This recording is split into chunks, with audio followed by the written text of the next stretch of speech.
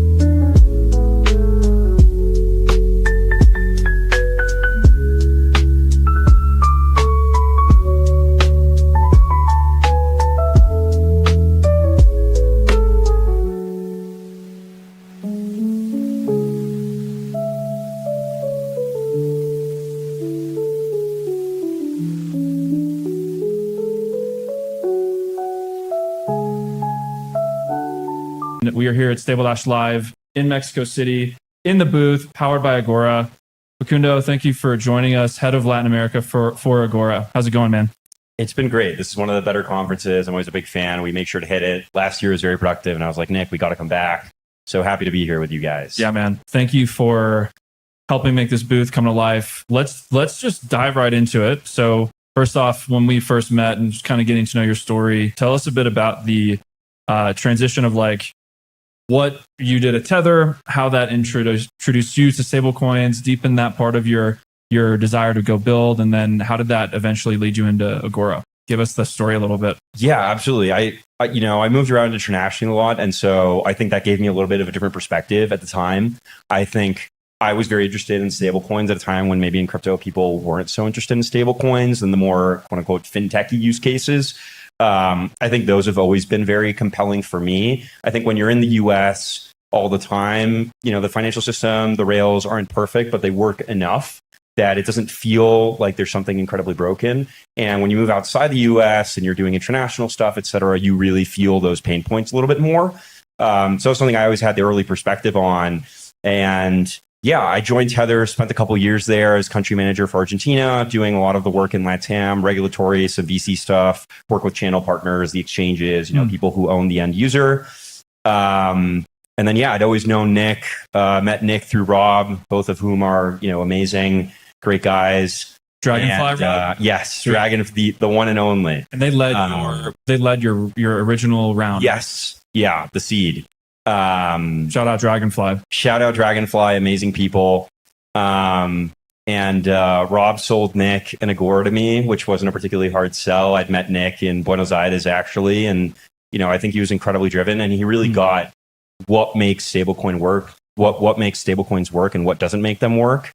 And so our mission is just, we want to be basically the best partner for businesses that want to work with a stablecoin. We want to be the number one player in their mind for a whole host of reasons. Yeah. Tell me about what was that moment, or like, what was the sale there? What was Nick or Rob selling you on that made or continues to make Agora different? Like, what is that? What was that like? What did they say? I think at the time, the regulation was getting cleared up basically. And this was post Genius, pre-Clarity. And there was an opportunity to bring stablecoins to the US in a new way with a little bit less regulatory risk. And, it's kind of funny. Now we announced a little bit ago that we filed for a charter with the OCC. All the roads lead to Rome. Every fintech, eventually does banking. You said there was a funny story about dad wanting you to. Yeah, when I joined Tether, I had an offer, not an offer letter, but I was fairly confident. I had an in to get a job at JP Morgan, and my dad spent like 25, 30 years there. And I also had the offer from Tether, and I'm pretty sure my dad definitely didn't know what Tether was at the time. And he was like, dude, just take the job at JP Morgan. I was like, Dad, this is going to be way bigger than JP Morgan. So I'm not sure if Jamie would love that one, but so I was like, I got to go on this. You can't always trust parental guidance with this stuff. I as well, I think I had just gotten an offer from Coinbase, and I walked into like a family dinner after getting off this call, and my aunt was like, same thing. She's like, oh man, but like, just go work for like Goldman Sachs or like Morgan Stanley. Like what is this like risky? Like, take your career more seriously, would you? But it's you're saying like all of these roads are kind of converging. Yeah. And so, it's funny because it was like, oh, Dad, I don't want to go work for a bank. This is like old school. And then, now a few years later, I'm at Agora and we're filing to be a bank. So it all comes around. Life has a way of its little ironies. When people see that, why help us understand why that's important? Like, you guys filed for that. Why is that important? Totally. So we want to be as close to the metal as possible. Like I said a little bit earlier, we want, when people think of stablecoin partners, we want them immediately to think of Agora as the best partner that wants to help you win. And so there's tons of ways we do our business such that will help that as much as possible. And so one is, we want to own our relationship with the regulators, right? So that's why, hey, we want to have this direct filing. We don't want to depend on some counterparty. So if someone says, hey, I want to issue a stablecoin with Agora, or I want to use AUSD, or a whole host of other things that they're going to be able to do with us in the future, we want them to understand, hey, we don't depend on some other business with their own license and their own thing. You're coming direct to us, and we're direct on the metal. Amazing. What does that give? So like, the before and after, like what would have to happen if you weren't on the metal that a builder or someone using AUSD would have to go? It's just, there's a second, there's another relationship, pretty much everyone in crypto uses lead. In the fintech world, it's usually Column, and these are great businesses. They're great partners and they're awesome. But I think for us, we want to go direct to the regulator, and we want that when someone works with Agora, they know, hey, I don't depend on somebody else's terms of service right? We don't want, a Silicon Valley Bank situation or something like that where, hey, you're working with a company and you think everything is fine, but this company itself has dependencies on others. And so we want our regulatory relationship to be super clear there. Yeah. It's a big moment for AUSD. And I think that the market positioning, from what it seems like, you guys are really starting to find a place where this credibly neutral story really becomes powerful. As we've seen other issuers or other stablecoin companies start to do so many things or be acquired by others who are doing so many things. I think this angle for you guys is really interesting. Speak a little bit about the role of AUSD and how it's maybe different or credibly neutral and why that's key for you guys. I think our number one thing, and we talk about this all the time, is we want our partners to win. Right. We want our partners to say, hey, we've had an amazing business. We've grown a ton. We've had all these new products, and Agora was the perfect partner for that. And so that's why we, haven't really gone into other categories. There's a few product things we're doing. We don't really want to make money on those. We're always kind of trying to add utility to AUSD for our partners. But that's where, hey, we'll let other people go direct to users. We'll let other people do other businesses. And our plan is not to say, hey, we're going to have a blockchain and we're going to have an exchange and we're going to have, this, that, other lines of business. We think that you can have an ecosystem that rewards each other. And we think there's more than enough room in the industry for multiple different businesses. I think other businesses, some of the other prominent issuers, a lot of respect to them and the business they've built, but they're expanding across a bunch of different categories. And I think as a partner, when you're working with them, that's a question that needs to come up in strategic conversations. Hey, these people have another line of business that competes with our core business. Is this the right partner for us? And our view is, probably not, and that we can be a better partner for them. Yeah. When you think of, and maybe specifically to Latin America and the region of the world that you're covering, how is AUSD showing up in that part of the world? What opportunities do you see there? Yeah, so I think I would say there's 2 or 3 opportunities, and I've always been kind of a more fintech crypto guy where, like I was saying before, always the stablecoins were very interesting to me immediately. I think you're going to start to see non-USD FX. There's been a little bit of regulatory lag there, but we're very excited about some of the partnerships we have. We have a partnership with Minteo that we're very excited about for synthetic FX. And then we're starting to have conversations with a bunch of the real on the rails stablecoins in LATAM. I think they're still waiting for last level of regulatory unlock so that some of their distribution partners in those different regions or those different countries can feel really comfortable working with them. Once that happens, I think there's going to be a whole new flavor of things that unlock in those regions and much more capillarity direct all the way down, right? So you'll have a lot more people that will start paying in stable coins at some of these local places because, hey, I can pay with an Argentine peso stable coin, a Brazilian real stable coin, et cetera. And so we're very excited about that and empowering those other issuers. For those who don't know Minteo, how would you describe that business and the relationship to AUSD there? Yeah, absolutely. So Minteo does synthetic FX. So they basically just hold dollar-denominated stablecoins. They hold a lot of AUSD. They've been a great partner with us since we started working with them, and I think the team has a very interesting vision. And so what they do is they hold US dollar stablecoins and then they hedge out such that they can create synthetic, non-USD stablecoins. And so we think that there will be an interplay between that and then the stablecoins that do have direct on the metal, because those will be able to go down directly to payment rails. And so that's a way of kind of getting non-USD FX up a little bit quicker than if you wait for full regulatory approval, et cetera. Is this type of partnerships one where it's now that you have this in place, that is kind of functionally there, or are you trying to partner with others like Minteo? Is this a partnership? I think strategy? We're always happy to partner with a bunch of people. I don't know if there are many. I think for synthetic FX, there's not that many. I think what we're excited about that is kind of the different use cases that this expands, right? So this is a little bit of what I was talking earlier. There's a few other things that we're doing. We mostly want to leave other parts of, the industry to other businesses that are partners with us. This is one where I think by partnering with people, we can empower both ourselves and their business. And it's something where, hey, if a neobank wants to offer, or, a business bank wants to offer non-USD stablecoins, hey, Agora just got a lot more powerful because we have this close relationship with Minteo, which will allow a lot of things for then end underlying users. right? So that's always the way we're thinking about it. I think another thing that's going to be really, really big is globalization of interest rates. I think this one has flown a little bit under the radar for people, and then under collateralized lending, which is normal lending. Globalization of interest rates, break that down a little bit in terms of the opportunity.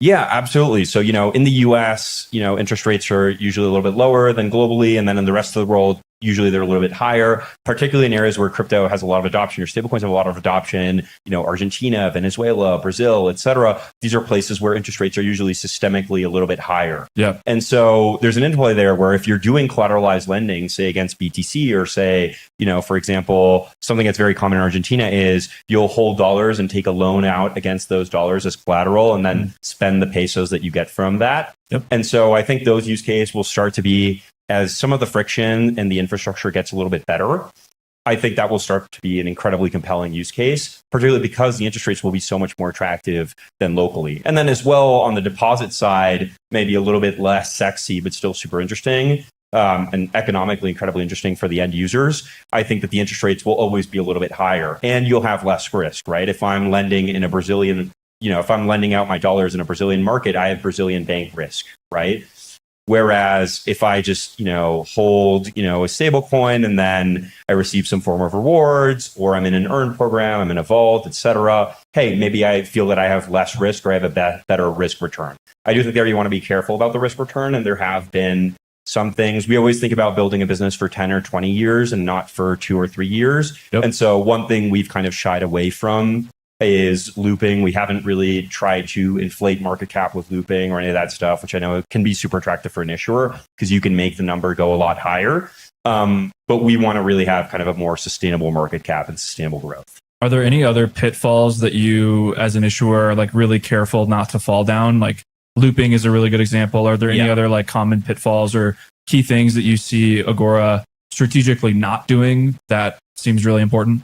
I think one kind of beyond the issuers, and we were talking about this a little bit before we started recording, is I think stablecoins and crypto is fundamentally about the globalization and internet capital markets. And so I think you should have a globally distributed team because there will be use cases or there will be perspectives you get from an international team that you don't get if you're all in New York or all in San Francisco. And so I've kind of long critiqued hey, you're a San Francisco team backed by San Francisco VCs with an American founder that's lived in the US, and maybe you are brilliant and you can have an amazing use case, but then you really do need to make if that's you, I think you need to make an effort to find an international perspective.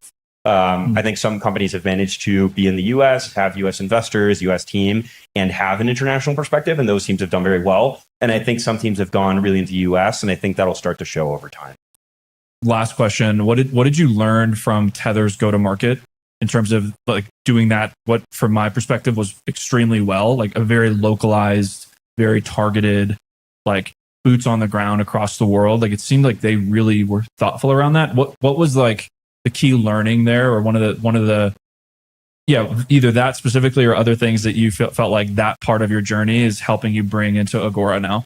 Yeah, I think there's a ton there. I think the first thing is, Tether was early. Shout out to Paulo, Giancarlo, the rest of the team, really brilliant guys, very, very dedicated. Few times have I met teams that are, that driven and laser focused. I think what I would say is there's this essay I read a long time ago, which is when you're building this kind of product, you have to kind of call your shot about what you think the world is going to look like 2 to 3 years from now, and not build for today, but build for 2 to 3 years from now. I think that's a lot of what we're doing at Agora, and that's a lot of why I joined Agora is, hey, there's things that we're looking at 2 to 3 years from now that we think they're going to happen, that we can be best positioned to exploit and be the best partner for the companies that are going to build for use cases that don't necessarily exist today or are still not streamlined or easy enough to use today to where they're good enough. I think we're starting to get there. We're starting to see account abstraction, managed wallets, et cetera, get really, really good, where now you're starting to see business banking and you're starting to see these wave of neobanks. So I think there's a huge opportunity there. I think that's a lot of what we've built for.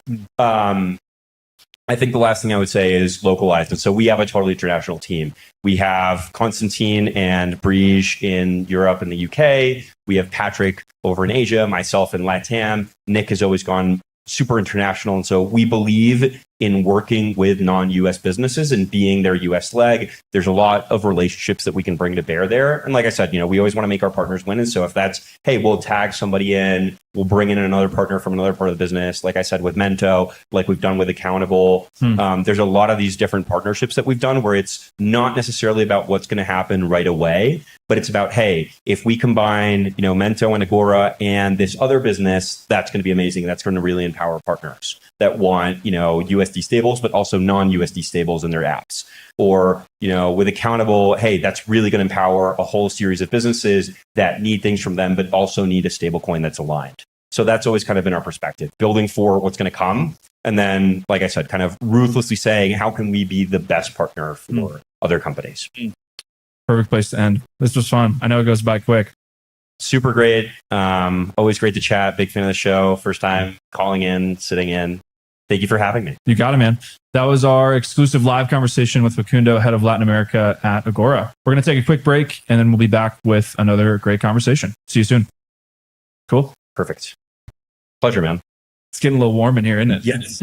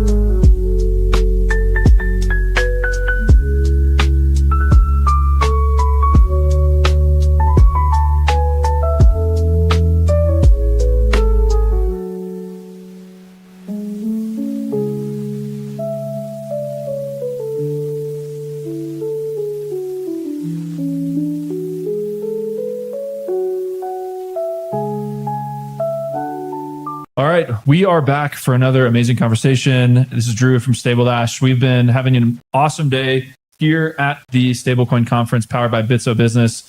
And thank you so much to Agora for getting us off the ground with this. It's been a really fun day. We've had some awesome conversations. It's funny. It's like, it's a time warp sitting here with you. And I'm excited to catch up on the updates since we last spoke in a very similar booth last year. Yeah. I'm really glad that you guys, I think when I was meeting with you or Imran last time, you guys kind of teased the 2026 event. So we're here, we're back. World Cup, wink, wink. World Cup. Okay. So Ben, quickly give a little intro of what you're doing and how it's positioned. And I'm really excited to hear I think when we first met, it was very new. So I'm excited to hear the updates. Yeah. Ben Reid, head of stablecoins at Juno, which is part of the Bitso group of companies. It's the issuer arm of Bitso. So head of stablecoins means I lead our issuance business of MXNB, which is our Mexican peso pegged stablecoin. And we also are involved in a Brazilian real stablecoin consortium called BRL1. Cool. And I lead our involvement in that as well. Amazing. Okay. So it's been an awesome year up and to the right with stablecoins generally. We've gotten some like really great regulation in the US. We've had continued investment in infrastructure, and a lot of the companies that, a lot of them were here last year, but, more up and to the right, it seems like. What is from your perspective, how are you feeling about Juno specifically? I think when we first met, it was fairly new. Give us the kind of state of the union as it stands right now. Yeah. Look, I don't have to rehash what's happened over the past year in terms of broad stablecoin adoption. That to date still has largely been, talking for the industry as a whole, a USD-centric phenomenon. Mm-hmm. But I observe that last year at this time, Genius Act, the ink was still not dry on the Genius Act. Circle had just went public. We were riding a wave of certainly excitement about stablecoins. It was the stablecoin summer, the end of the stablecoin summer. But everybody who was excited, and I say everybody, it's sort of, that's everybody in this room. Everybody in this room already was like, had their plan, but everybody writ large was just getting their stablecoin strategy set. And for by and large, that meant dollar stablecoin strategy. And certainly we expect that non-dollar stablecoins would ride that wave. There would sort of be, okay, I got my dollar stablecoin strategy set. And now I do have a business in Mexico, or I do have a business in Brazil. And now that I'm comfortable with the dollar, because that was the most important thing for me to do first, and that's also where I got the regulatory green light, now I start to look further afield, and then non-dollar stablecoins sort of benefit in the wake of that. And I'm happy to report I think that's happening. And two things that I observe happening right now, I'd be curious to see if you think the same. Something that I think is interesting is that in the past 3 weeks, the number of dollar stablecoin issuers, like I'm talking Western Union, MoneyGram, SoFi, Zelle, like the list goes on. There's a few more. Those conversations internally, and thinking about those boardrooms, those probably started the day after Genius Act. And it just makes sense that it takes a while for that to hit. And so that's not something specifically related to MXNB or Juno, but it's just an observation of where we are in the general timeline. Yeah. Is that the big companies now, that would take a long time. They are to the point where they're issuing their own dollar stablecoins. It'll be very interesting to see how this plays out when we have this proliferation of dollar stablecoins that do all have individually like a potential right to win, right? All of them have an interesting, unique distribution angle. Yeah. But all that does is it just sort of furthers the maturity of the dollar stablecoin space. And what it means too is that there's no shortage of companies that are very comfortable at this point with dollar stablecoins. It doesn't mean they're like done with it. They're doing something, but they're now very comfortable with it. And we're starting to see many more knocks on the door saying, okay, I need a peso stablecoin. Yeah. And that's what's sort of finally happening. I've always believed that non-dollar stablecoins need to, ride a wave. A wave needs to come. We need to be prepared to ride the wave. And so a lot of what we've been doing with MXNB and Juno has been positioning ourselves. I use the analogy of surfing, right? If you're surfing, there's no waves, you're not going to surf. You're sort of dependent upon a wave, but it's not just the wave comes and you're riding it. You need to be angled the right way. You need to be in shape to pop up on the board and ride it, right? Yeah. But if the wave doesn't come, none of that matters. So it's sort of like that. We're prepping for the wave, and I think the wave is coming. It's the cliche. It's still early. It is, but the wave I think is finally coming because of the maturity-ish. Still early there too, but maturity-ish of the dollar stablecoin space is. And that the kind of institutions that are now getting comfortable with that are now starting to knock on our door. So we're very happy about that. And we've been positioning ourselves. The positioning ourselves and the training to pop up on the board are things like, we got MXNB regulated. It's a license issuance from El Salvador. And part of the reason for that, because people are like, well, that's weird. It's a Mexican peso stablecoin. But there is no Mexican regulatory framework today that you can issue a stablecoin under. There's one that's being proposed. In fact, tomorrow, We'll hear from the senator that's proposed it. He's speaking on stage tomorrow. I'm very excited to hear that. Awesome. But it's essentially Mexico's Genius Act is on the docket. It's being reviewed right now.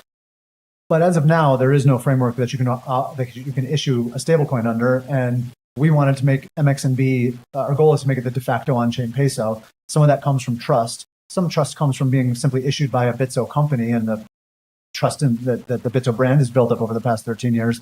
But being regulated is another angle on that as well. And so this is all our positioning to sort of ride this wave, because now when companies say, okay, we're good with our dollar stablecoin, we need a peso stablecoin.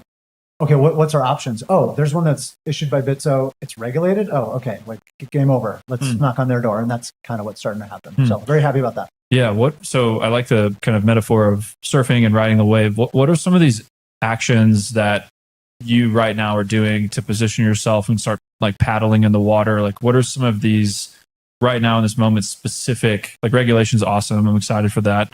Assuming that's like kind of positive, like what actions or next steps are you guys are going to be taking to, continue to ride this wave effectively? What's top of mind as you kind of approach the next few quarters?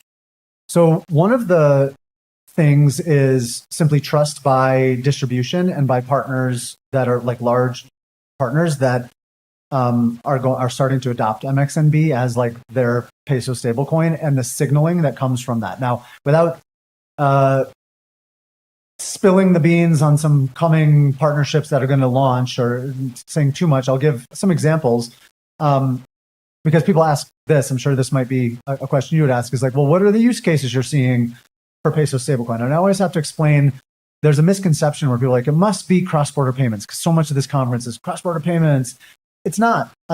Maybe at some point, but there's not really a good reason why you'd sub in a peso stablecoin for a dollar stablecoin for cross-border payments. Today, most cross-border payments start and end life as fiat. The stablecoin in the middle is kind of abstracted away. The fact that it's a dollar stablecoin actually doesn't matter that much. It's just the most liquid stable currency, and it tends to be pegged to one side of that transfer. But even in cross-border transfers that don't involve a dollar, usually a dollar stablecoin is involved because it's just the most liquid. So it's all about liquidity, and I don't expect MXNB to have liquidity to rival USDT or USDC anytime soon.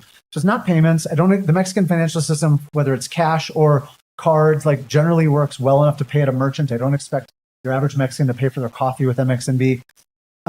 There's certainly an institutional side and a business side, and that's kind of its own beast. That's a focus area for us. But what we see right now is a lot of interest from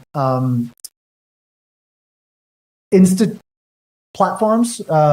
So think crypto exchanges, think fintech platforms that have said, we need a peso stablecoin because we want that to be our digital peso. Like, we're not licensed to hold fiat pesos. We need to on-ramp people to our platform, whatever it is, exchange, fintech platform, neobank, but we can't hold pesos. We're not a bank and we don't have the necessary licenses, but we can hold a digital asset. And so we need to on-ramp. We want to on-ramp people into a digital peso, and that's MXNB. To give a more concrete example, there's a global exchange that in the very near future here will be connecting their fiat rams of MXN, so that when you load MXN onto the exchange, they can't hold the MXN, and so what happens today is you load MXN and you're immediately forced to convert to USDC or Bitcoin. You're forced to buy something. There's FX cost to that. If you change your mind, you don't get back 100% of what you just put in. And they've realized that the best user experience is to on-ramp people into pesos, but instead of immediately converting to a US dollar denominated digital asset, they just go right into a digital peso one-to-one. You on-ramp 1,000 pesos, you're holding 1,000 MXNB, 1,000 digital pesos. I share all that. I don't want getting back to your question, which is like, how else are you positioning yourself to ride the wave? If we have a global, actually it should be in the near future, multiple, call it top 5 global crypto exchanges that in Mexico are on-ramping users. Anybody who's on-ramping can on-ramp pesos right into MXNB. And from there, by the way, you can go to whatever you want within the exchange. You want to buy MXNB directly to Bitcoin or to Pepe or Fartcoin, you can do whatever you want, because they kind of abstract without getting too technical, that you can still trade to whatever you want from there. It just feels like you're using a digital peso to buy whatever other assets you want. Yeah. So the key unlock here is that the digital nature of this product being on chain is able to give access to the functional use of the peso without the regulatory or like typical requirements that they would have to if they actually were custodying pesos for their users? Peso, it's pegged to the peso, but you don't have to custody fiat. We're the licensed entity that's custody. So it's the function of the asset without the liability of the custody requirements. Yeah. You guys are taking that on. And so, I mean, as the issuer, we take the pesos, we give a digital asset, and then they can use it as a digital peso. I share all that. That's a roundabout way of saying when large crypto exchanges, and that's just one example, are using MXNB as their digital peso, that's an example of positioning ourselves to ride the wave, is the signaling that comes from, like these large entities. And it's not just crypto companies that are in the works of using the MXNB in this way, that when the next company comes around, when the next bank comes around and says, all right, we need a peso stablecoin, which should we use? It's not only, there's MXNB, it's issued by Bitso. Okay, that's a trusted company. It's licensed. And large company X, Y, and Z are already using it at scale. Like, why would we mess around with anything else? It's sort of a foregone conclusion. So we're doing things like that to kind of ride the wave. The wave still needs to come. I think the wave is coming, but we're just trying to position ourselves in this way that's a trust angle of positioning. Yeah, I mean, trust is something that I think Bitso as a brand has earned over many, many years. And it's great that the adoption, it sounds like, of a product like this can be faster and more effective because of that trust that the Bitso brand has. What are the key for Juno specifically, or MXNB? Like, what are some key misconceptions or things that maybe the market is commonly thinking about that you find aren't true? Or like the use for pesos and cross-border payments was a great one. Is there anything like for Juno as a company or part of Bitso that people maybe get wrong or may not be thinking about? I mean, the thing that I run into a lot, and this is totally understandable, is that when people ask about what use cases we see today or what use cases we're planning for, or we expect will be the drivers of MXNB or non-dollar stablecoins generally, is that they project what they think about with dollar stablecoins and they overlay it over a non-dollar stablecoin. So payments is an example. Must be payments, right? Cross-border payments. Or, so are people we're expecting them to hold that for inflation hedge, right? In high inflation countries, and the simple answer is no, they would just use a dollar stablecoin. If you're in a hyperinflation country, you just use a dollar stablecoin. There's zero reason why you should use a peso stablecoin today because it's mildly inflationary to the dollar. You should just use a dollar stablecoin. No, we already talked about the cross-border payments angle. So that's the misconception is just people think what they've read about with stablecoins. And for a lot of people, stablecoins is a euphemism for dollar stablecoins. There's not really like, I guess stablecoins could be in other currencies. Like that's an epiphany for some people. And I get it. It's a very dollar-centric stablecoin world right now. But then when they realize, I guess it makes sense that there's stablecoins pegged to other currencies.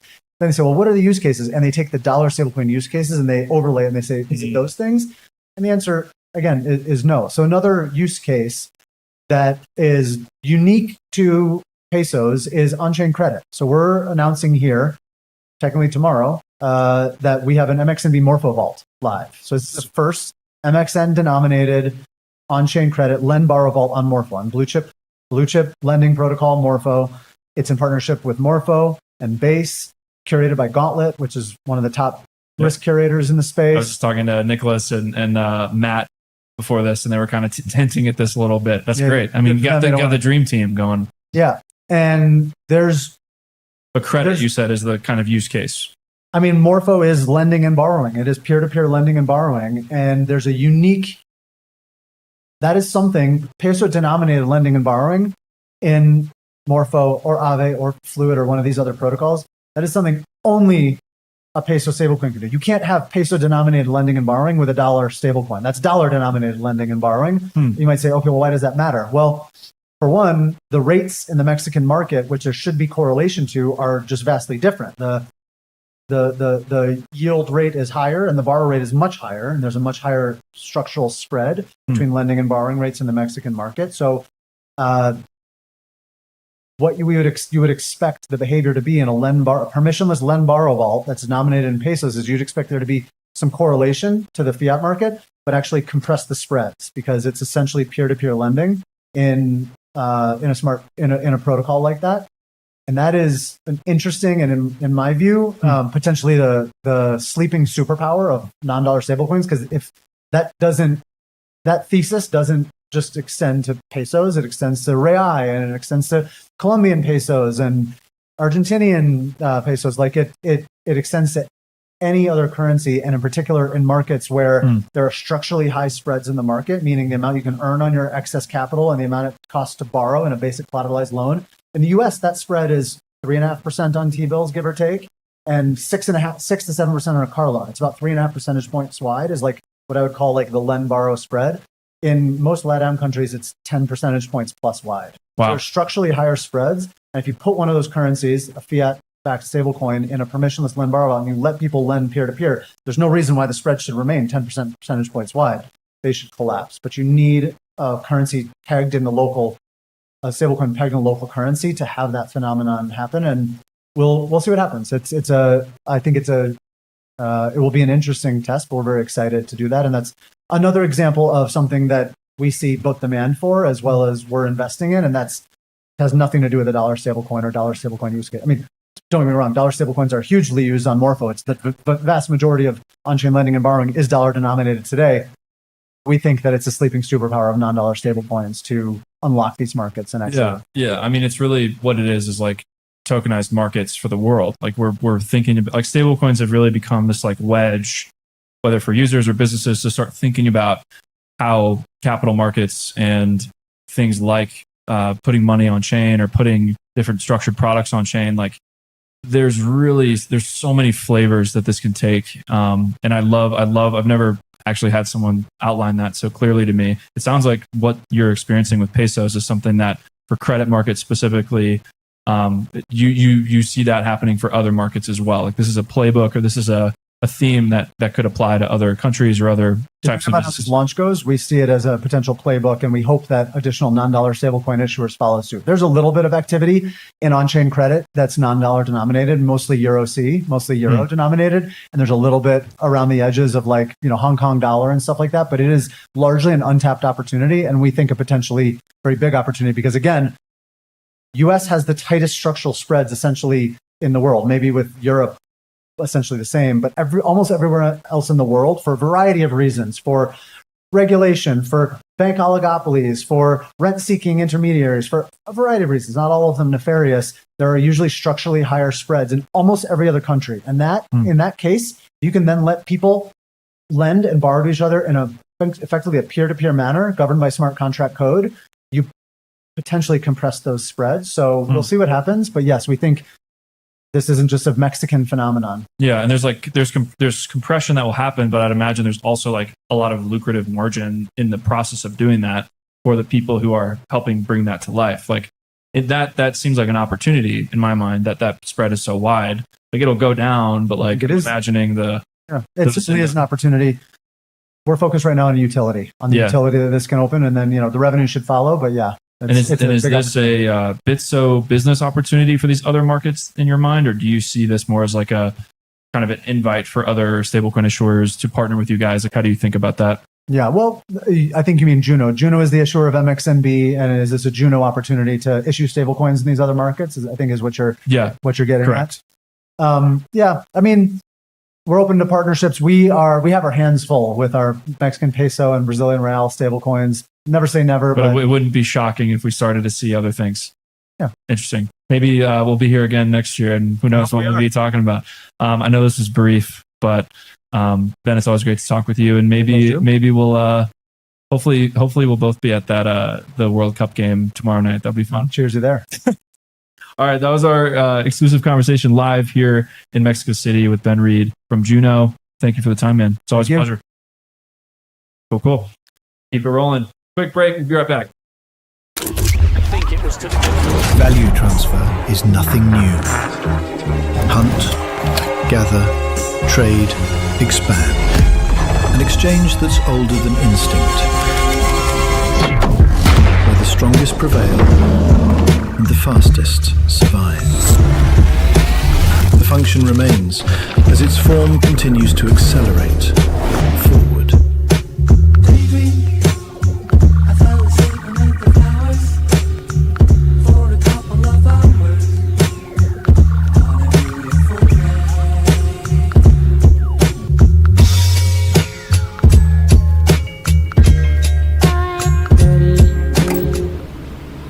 this is Zach here from Stabledash. We're with Guillermo from Dorado. We're kicking off our Neo segment powered by Dakota. This is covering everything Neo finance and the future of banking. And it's perfect timing because at the Stablecoin conference today, powered by Bitso, you had some exciting news. So Guillermo, maybe tell the people what happened today, and we'll kind of dive into more of the nitty gritty because I like how you paired fundraise announcement, spoiler alert, with a product announcement as well. So yeah, tell us what happened. Well, Zach, thank you so much for the invite. I'm a big fan of the show for quite some time and super excited to be here. So we just announced a Series A round led by Paradigm and with Coinbase Ventures participating. Awesome. It's a $9 million round, and we tied the round announcement with the launch of El Dorado Business, which is a multi-sig neobank built on Tempo. So we're going to be talking a little bit more about that. So as much as I want to just dive straight into Tempo, you mentioned out here before we hopped on that the focus has been so much around consumer apps. I'm seeing more and more apps. Some are launching business banking solutions, but I guess walk us through kind of the evolution of where El Dorado started, where you got your foothold on the consumer side, and why now? Why is the time now to go to the business side? Excellent. So going back to the early days, I'm originally from Venezuela. I started mining Bitcoins back from home in 2013.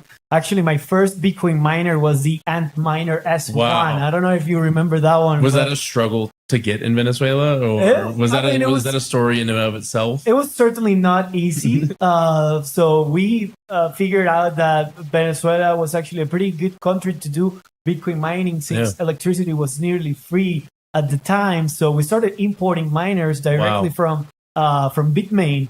And we got super excited, went on to raise a few angel checks and eventually built one of the biggest Bitcoin mining businesses in the country, which I successfully sold in 2017. So that was kind of my first experience into the Bitcoin world. Yeah. It was Bitcoin. Well, even like that founder journey of like, hey, I catch it on to something, want to build it up and to exit. So congrats there. Absolutely. But I was always fascinated with exchanges.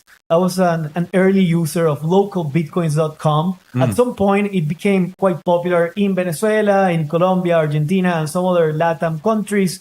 And then with the rise of stablecoins, it really made so much sense for us to build like a stablecoin first application and build upon the building blocks that we learned from local Bitcoins and Binance peer-to-peer. So we built the very first tropicalized peer-to-peer marketplace with USDT as the main asset. So we were actually one of the first startups in LATAM that launched USDT on Tron. Wow! At the time, that was what most people were demanding, and we launched the app in late 2021, early 2022. And this is El Dorado. This is the El Dorado app. OG. This is the El Dorado app. And eventually the ambition got bigger and bigger, and we started adding more financial products and services. And long story short, today we have a Visa debit card. We have QR payments across 5 LATAM countries. We have virtual dollar accounts. We have investments, and we also provide cross-border payments across 12 LATAM countries. And if I saw you're actually focused on some geos that we don't cover quite frequently. Like I think I saw Bolivia, Ecuador, Paraguay. Is that still kind of the case when we're transitioning maybe into the business focus, or are there other geos that are sticking out right now? That's correct. So we've rapidly become one of the top financial apps in many of the countries that you just mentioned. Like for instance, in Bolivia, we're consistently ranked among the 5 or 10 most popular financial applications, and we're consistently ranked among some of the most important banks. So having that kind of presence is also clearing the way for us to also offer services to businesses. So our own clients were already requesting business services, and that's kind of you beat me to it. I was going to ask, were your consumer clients on the app? Did you catch some of them maybe using it for business purposes, and that was kind of the early signs that, okay, I think we need to bring this new product to market.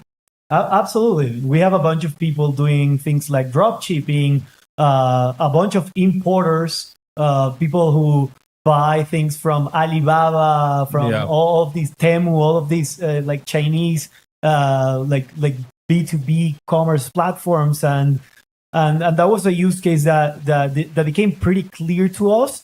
And I think that the other side of the story, it is really that we built this product to ourselves. So, and let me give you more color about how we thought about building El Dorado business. But we have raised nearly 95% of our funds in stablecoins. Wow! So managing stablecoins, even for a crypto native startup like ourselves, is pretty complex. So you have maybe a safe, and then you have a safe with a threshold connected with multiple ledgers. And then if we wanted to pay to our lawyers in the US, we needed to reach out to an OTC desk in Miami or in Puerto Rico. And then we needed to send the money to the OTC, and then from the OTC to the lawyers. And then if we needed to pay for Amazon Web Services, so fun.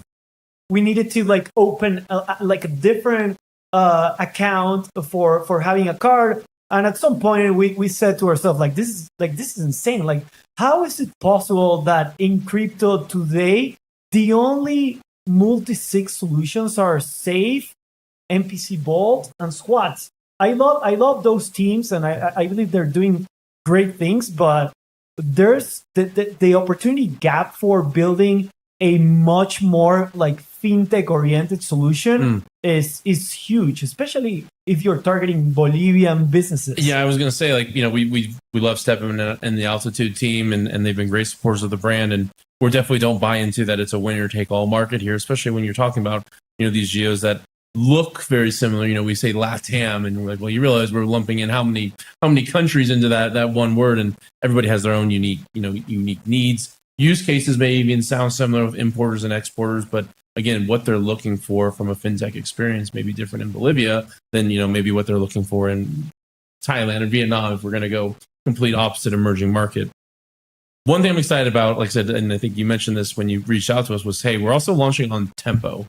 You know, I see Tempo on my timeline all the time, but this was probably the first time I've seen it on a more either like, it's obviously not a consumer app, but application for businesses rather than being, you know, purely another infrastructure provider. So I guess help us understand from a product perspective, maybe when did Tempo come under your radar, and why did you say, hey, this is who we're launching on. This is our home.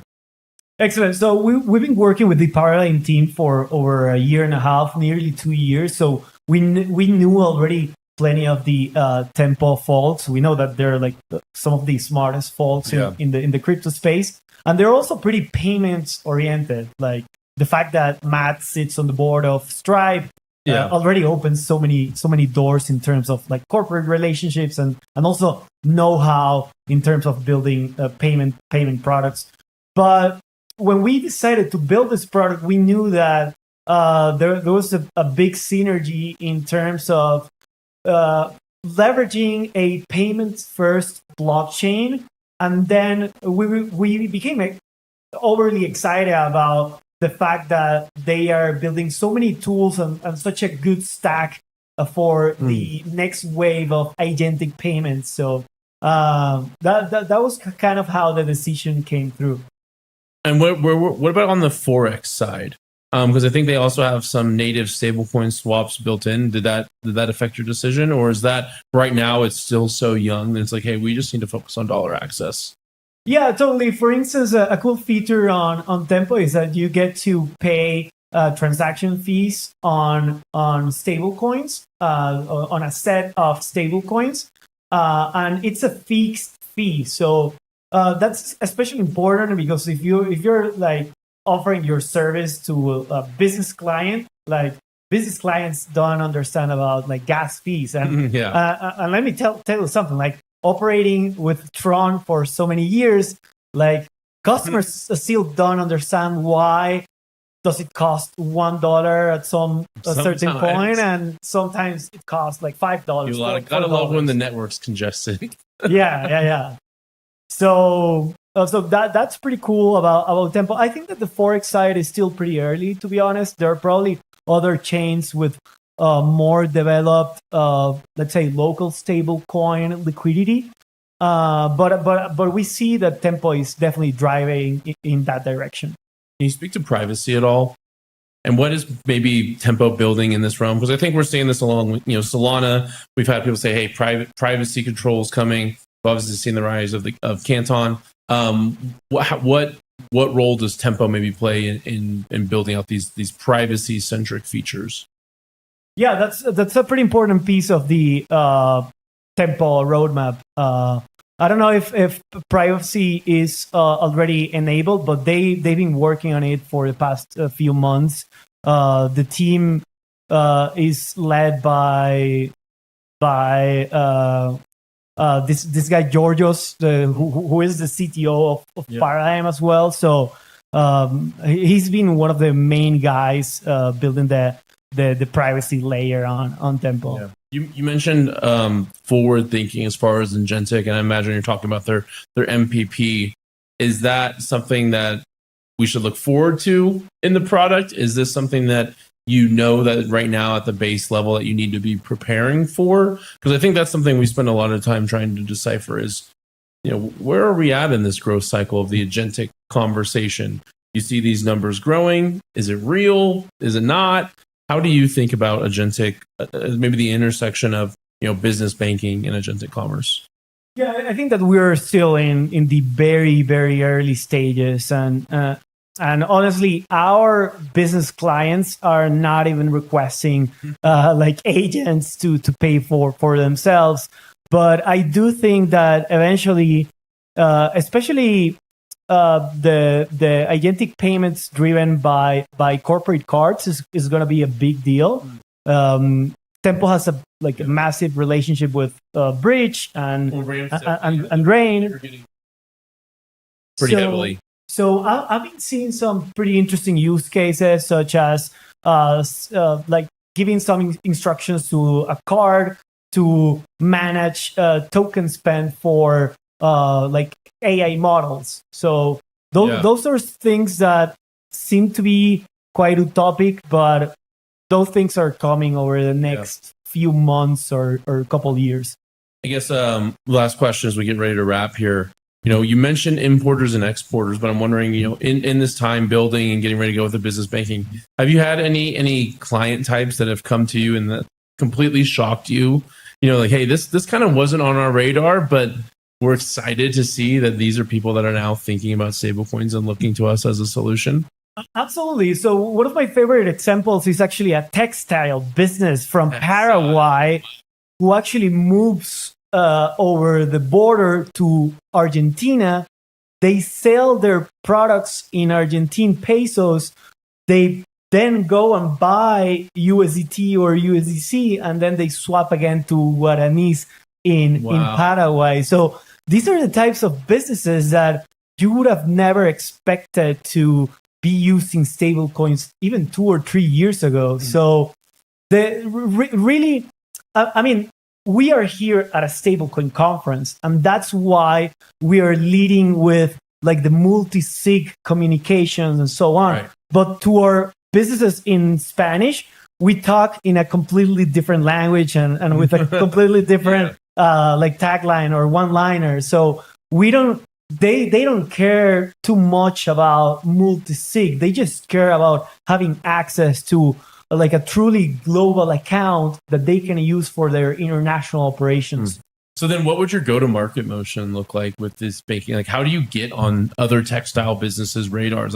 Are we, because I think on one hand, we're in this space and we think, the Twitter marketing and an AEO, but do you think there's a place in these local economies where it's going back to billboards, I don't know, newspaper ads? How do you get on a textile business's radar? Well, after this trip, I'm actually flying to Santa Cruz de la Sierra in Bolivia because we're opening one of the first neobank Brick and mortar offices in the world. So wow, we're pretty excited about that. People, both like regular individuals and also business owners, will be able to attend to our office on a Monday through Saturday basis to solve any kind of issue or to process payments to China or to simply request information about El Dorado. So we're doing different stuff than we used to do on our consumer application. But the fact that we already have a pretty strong consumer brand with over 1 million customers is also pretty significant. Yeah. We do a lot of TikTok. I imagine some of them own businesses. Yeah, exactly. We do a lot of TikTok. We're pretty big on TikTok. Really? So yeah. I'll have to go look that up because we're thinking about those same things, and I love this kind of this emergence of like going back to the basics in a way when it comes to go to market sometimes. So maybe we'll have to plan a Stabledash offsite in Bolivia and go see some of these meetings in person. You'd be surprised. I mean, you can buy Toyota Bolivia accepts USDT directly. Wow. For instance. That's getting my content wheels spinning. Maybe we got to go buy a truck down there. Awesome. Well, Guillermo, it's great to sit down with you. This is, we're excited to kick off the neobanking segment here on Stabledash Live, powered by Dakota. So thanks for sitting down with us today and congrats. We'll be right back. We'll take a short break and we'll be back with some more interviews from the Stablecoin conference and CDMX powered by Bitso. So see you next time.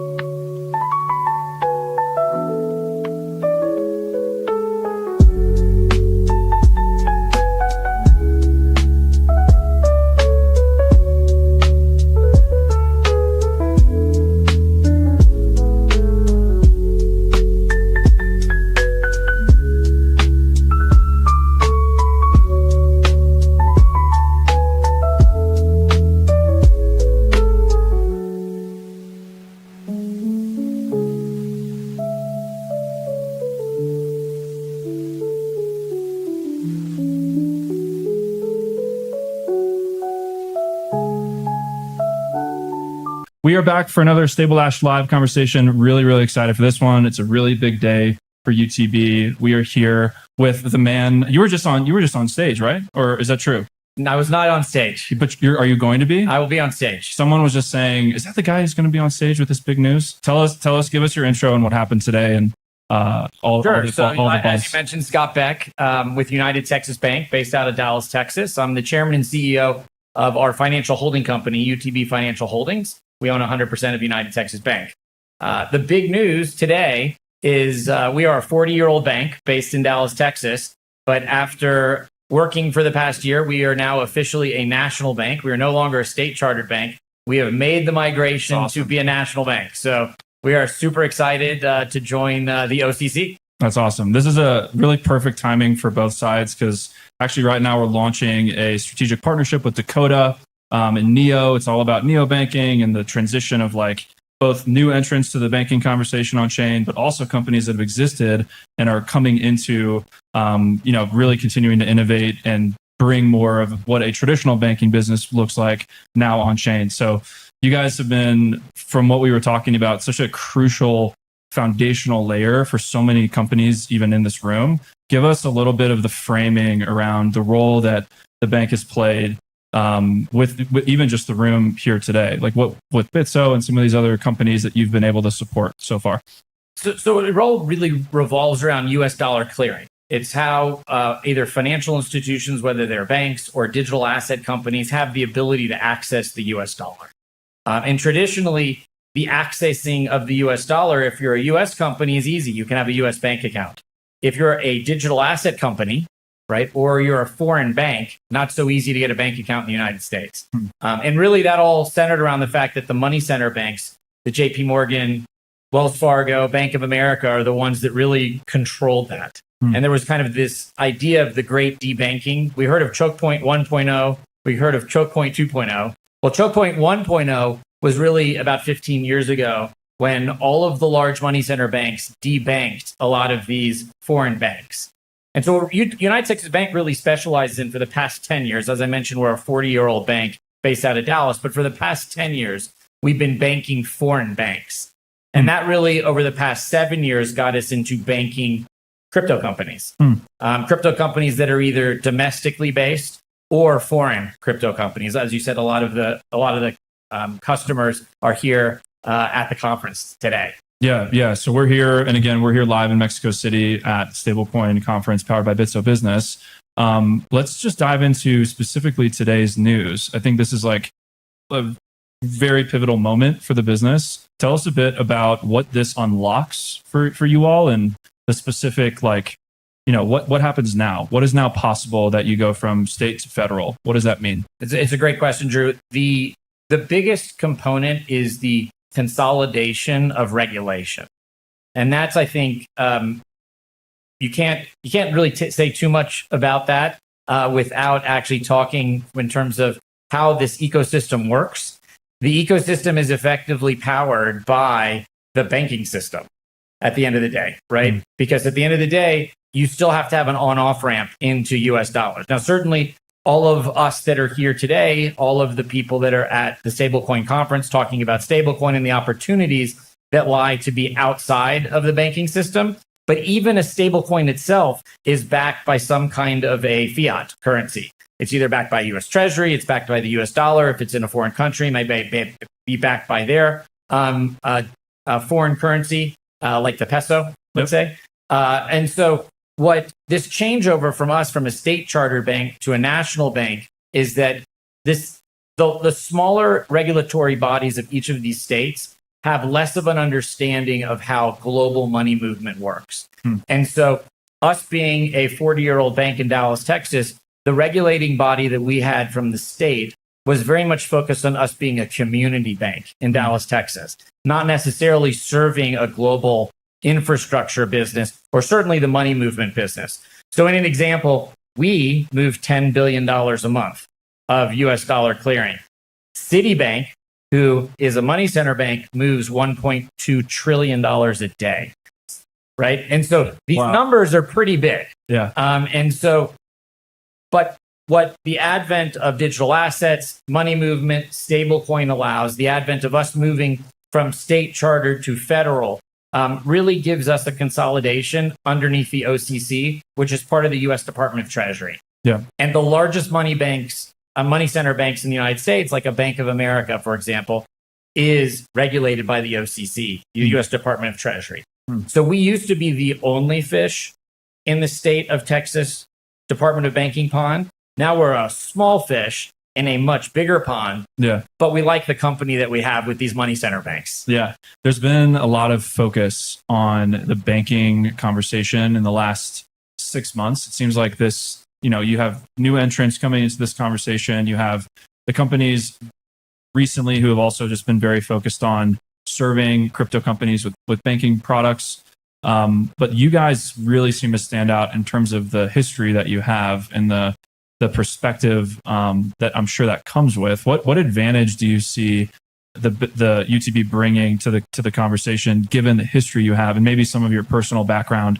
I think you mentioned you were at the OCC for a stint. Like, what advantage does that give you guys?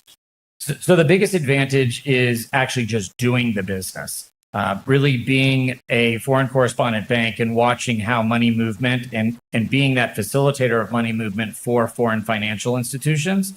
And that's probably the biggest advantage. Another big advantage is the money center banks, these large banks like a Bank of America or JP Morgan or Citibank. They're the only ones that have the compliance platforms and the scale to be able to move these dollars at scale, $1 trillion a day. And why? Because they built their technology from the ground up.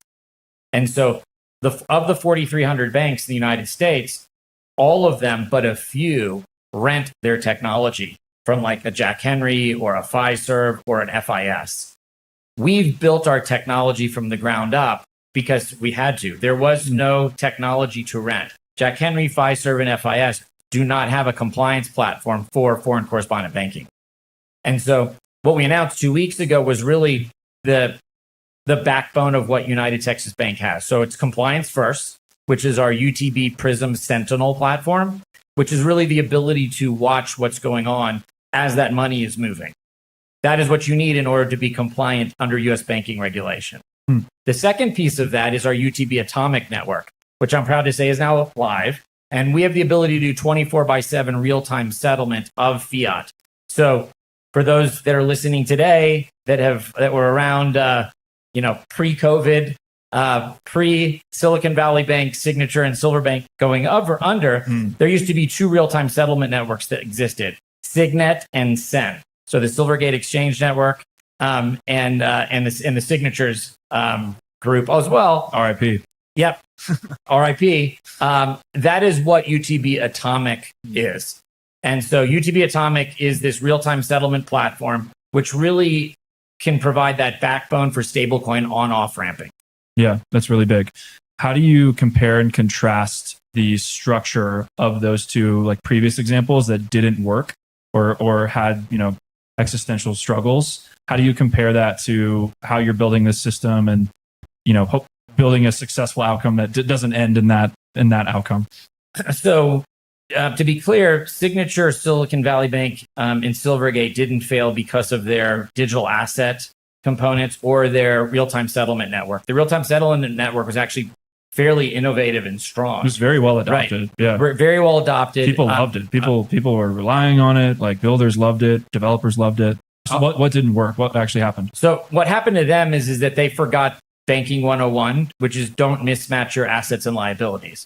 So when you're in this settlement business, the deposits that you have in the bank are your customer's operating cash. And so a bank takes in deposits and then lends it out.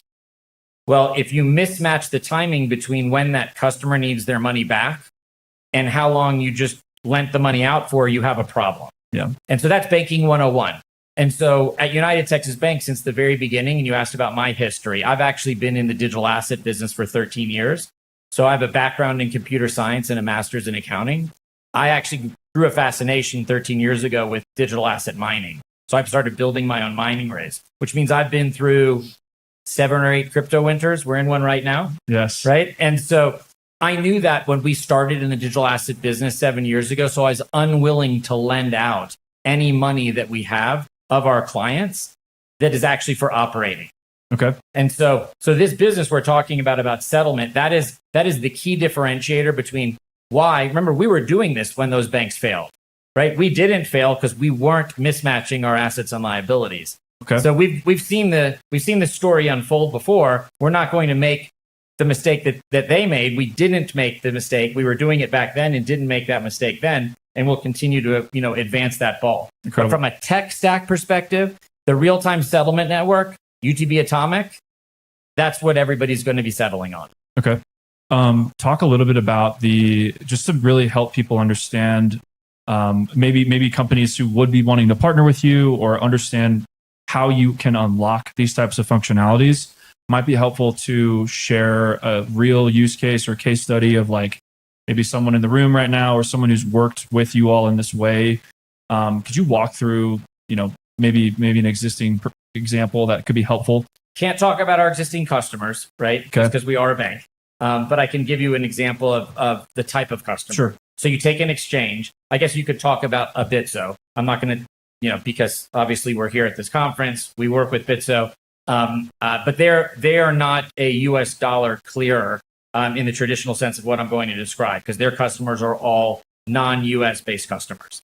So you take other exchanges, right, who have customers that are US based, and those customers have digital assets on their exchange. They sell their digital asset. They have cash now, and they want their cash in their own bank account. Well, that exchange needs a bank account at a bank like us so that they can do an ACH or a wire to that customer to give them their cash. And so that's the type of customer we have. We have exchanges, we have OTC desks, we have market makers, we have DAOs, we have mining companies. All those types of companies have some type of treasury management that they need. And what really UTB wants to be, and what we have built, is the value arbiter treasury management bank. So it does not matter what type of value you have as a customer of United Texas Bank, whether you have fiat, US dollars, or some type of foreign currency, whether you have a digital asset, Bitcoin or Ethereum, whether you have a stablecoin, USDC, PYUSD, RLUSD, or a real world asset, you should be able to give that to us. We can either store it for you, we could convert it for you, and then we should be able to send that out, whether that be ACH, Wire, Swift, Stablecoin, RTP, FedNow. So that is the place that we want to be. We want to be that B2B treasury management bank for this ecosystem. Amazing. So I imagine in that you're interfacing often with executives, key leaders from those types of clients who are either currently working with you or coming to you and asking, how could this type of system apply to our business? We at Stabledash, I think we have a pretty deep listener base of operators who are actively trying to implement and improve either their existing systems or get on base for the first time. What are some themes that you actually hear from those executives or operators who are coming in, like common maybe pitfalls you see them making, or common themes right now of what you're hearing in the market that they're caring about, that you could help the operator right now who's trying to solve this? Like, what advice would you give them? So the first advice I'd give them is keep building, right? Keep building, keep doing innovative things. What you need is an innovative institution that can build with you. And so what we built is a very extensible API set that those builders can connect into. And that's the biggest pitfall that these builders have, is that they take something innovative that they have and they're trying to adapt it to the bank, because the banking environment in the United States is very rigid, right? What we've done is we built an API layer on top of our core so our customers can connect directly into that. And so we're bringing banking to them, as opposed to them having to come to us and say, how are they going to change their product to fit in with the bank? Would you say, you mentioned choke point 1, choke point 2. Would you say we're in the most optimistic time for banking in terms of digital assets right now? Does it feel like that in your position? But yeah, it not only feels like that, it absolutely is that, right? So, we talked about it earlier. I know Daniel, the CEO of Bitso at this Bitso conference, was talking earlier today to members at the White House on stage. And, that was what they were talking about, is the Stablecoin Act, right? Which ultimately passed. And now we're waiting for the Clarity Act. That is kind of the underpinning of how the rules of engagement, basically. Sure.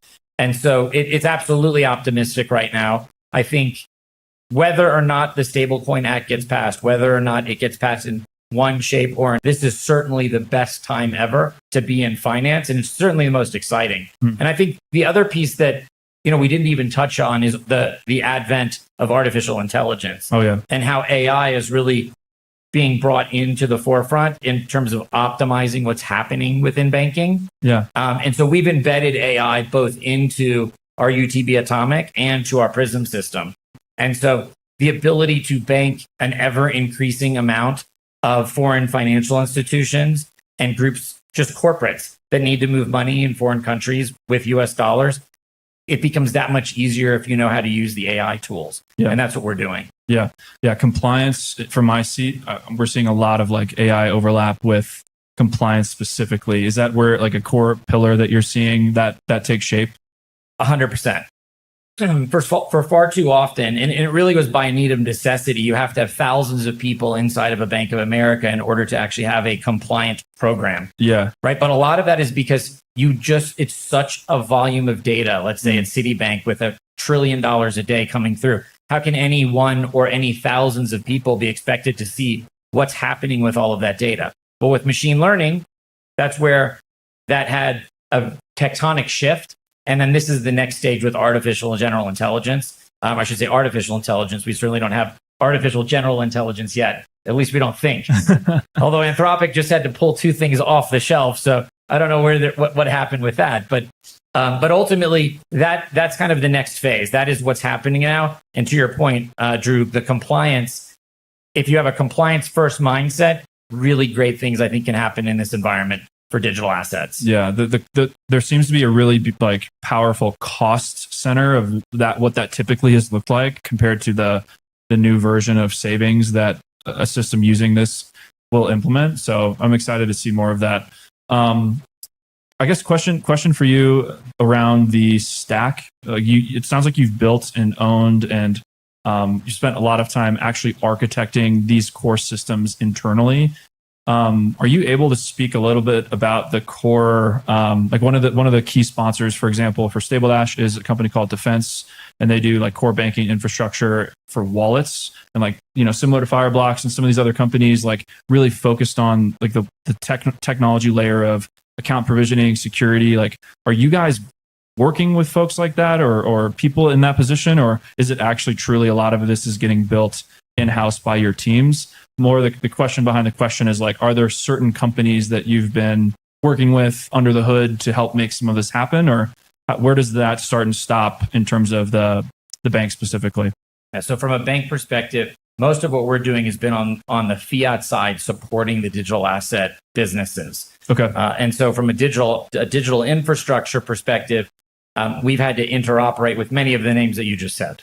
Right. So you take a Fireblocks, for example. Fireblocks has a great program for interoperability called their network link system, whereby a financial institution can connect into there. So you can be on Fireblocks one dashboard and connect into, let's say, United Texas Bank. Interesting. Right. So these are the types of things that we're looking at. I think that, we're really pushing the envelope with a lot of these startup companies that are supporting banks to be in digital assets. And the banks themselves are struggling with how do they want to be in the business for themselves.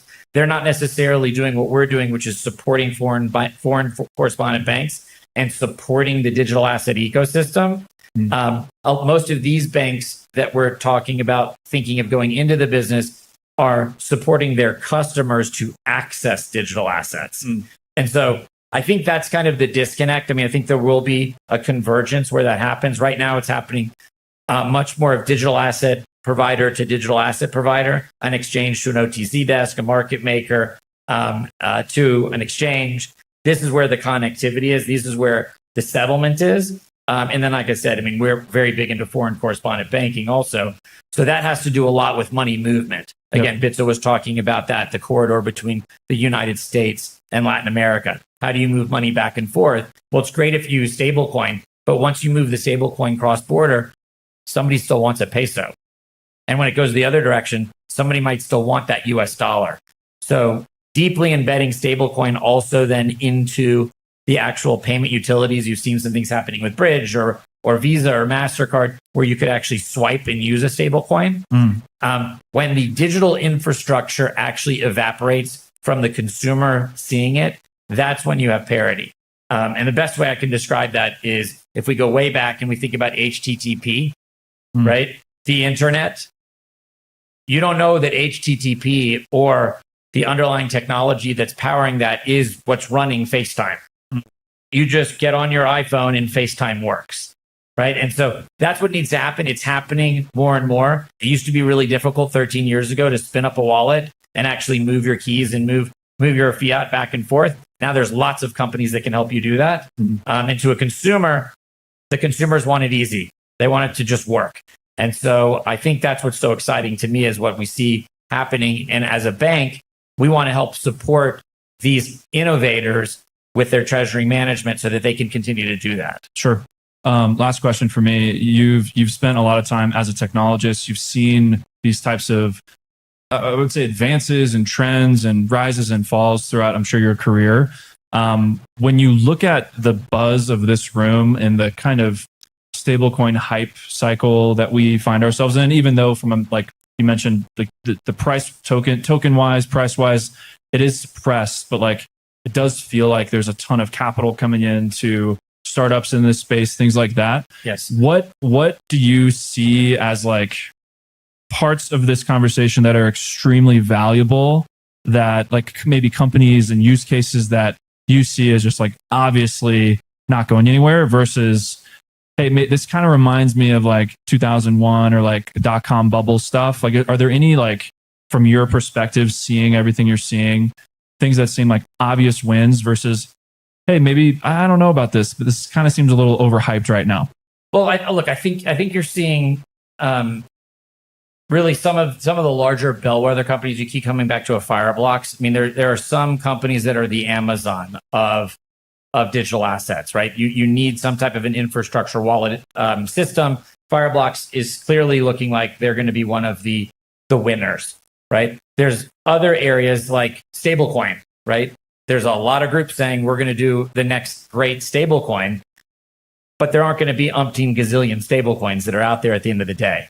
So, the groups that are coming in and maybe the architectural layer that's actually supporting the stablecoin, that too. Every new company is saying, we've got the greatest secret sauce related to how to manage your stable coins. There's hundreds and hundreds of those startups now.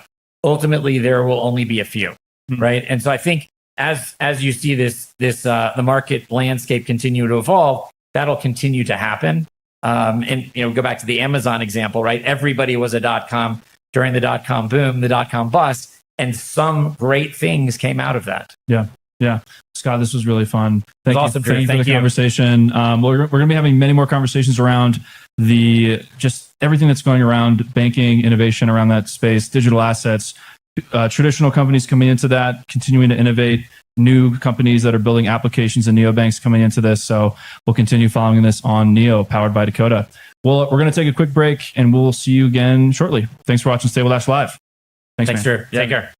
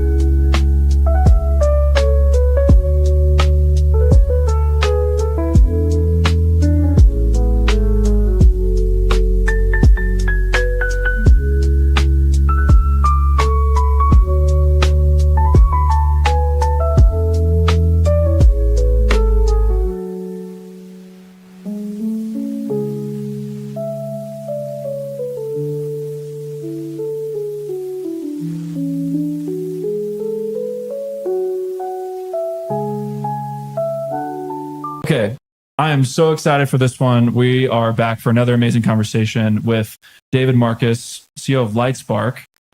We are here in Mexico City in the Bitso business booth, is what we're going to name it, powered by Agora. Shout out to that team for helping us get on base with this. It's going to be fun. Yeah. Thanks Give us your quick intro on Lightspark. If you met someone who doesn't know you on the show floor, how are you introing yourself? So Lightspark is a global money movement platform, and we have three different things we do. So the first one is Lightspark Grid, that enables large platforms, banks, and the likes to move money in real time to 65 countries, dozens of blockchains and stablecoin assets, all orchestrated, all real time. Then we have Grid Global Accounts, which we announced 6 weeks ago, that enables like all of the large platforms that actually do a lot of payouts to now have a branded dollar or multi-currency account with a Visa card that allows that balance to be spent at 175 million merchants, plus access to Grid. So like balance can move to a local or global payment network in 65 plus markets. And then lastly, we have Spark, which is our Bitcoin L2 that helps us move both stablecoin and Bitcoin in real time for the purpose of the platform. And our clients are banks and very large like gig economy creator platforms or large multinationals that are looking to move treasury around in real time. Yeah. So the first question I have for you, I've been following Lightspark. I've been fanboying over Lightspark for many years. I consider Lightspark to be, when I first heard about it, the way that one of my close friends, Xander, who's also very just deep in the Bitcoin space, and I am as well, he framed Lightspark as, I think I was in a moment in my career even where I was like, okay, I want to go work for a company, and I want this to be a company that's like really crushing it with the intersection of Bitcoin and institutional. I'm like, Xander, you know this space better than anyone. Who's doing that best? He's like, you heard of this team, Lightspark? And since then, I've been following you guys, and it's been really interesting to see some of the things that have held true the whole time, but also some of the evolution of even how you have framed what is top of mind right now. How, for those who maybe have followed Lightspark, maybe that's a question people like me are asking, is like, what are some of these key pieces of learning or evolution that you've experienced as you've built the business, and right. Bring us into a little bit of that. Yeah, it seems like it kind of started really deep in like maybe some like Bitcoin focused things that have become more open-handed. I'm curious if that's how you feel about it. Yeah. Totally. I mean, look, I actually haven't like explained that arc before, so it's a good opportunity to do this. But look, I mean, the whole reason we started Lightspark is that like a bunch of us tried the Libra thing at Facebook, and it didn't work exactly the way that we had intended to, because wrong place, wrong time, etc. I mean, we don't have to go there again. Many great podcasts. We've talked about it a lot. But like the base thing is my chronic frustration with the fact that we don't have an intranet for money. That money doesn't move on the internet like any other piece of content. And so when we came out of the Libra journey, bruised by the experience we had, we're like, okay, we're never going to actually let ourselves be killed so easily. And as such, we need to build on top of the most decentralized, the most neutral platform that ever existed for money, which is Bitcoin. And so we started there and started really working on making Lightning better, making it more enterprise grade, then really reached the limits of what we could do with Lightning. And so we had to build our own L2.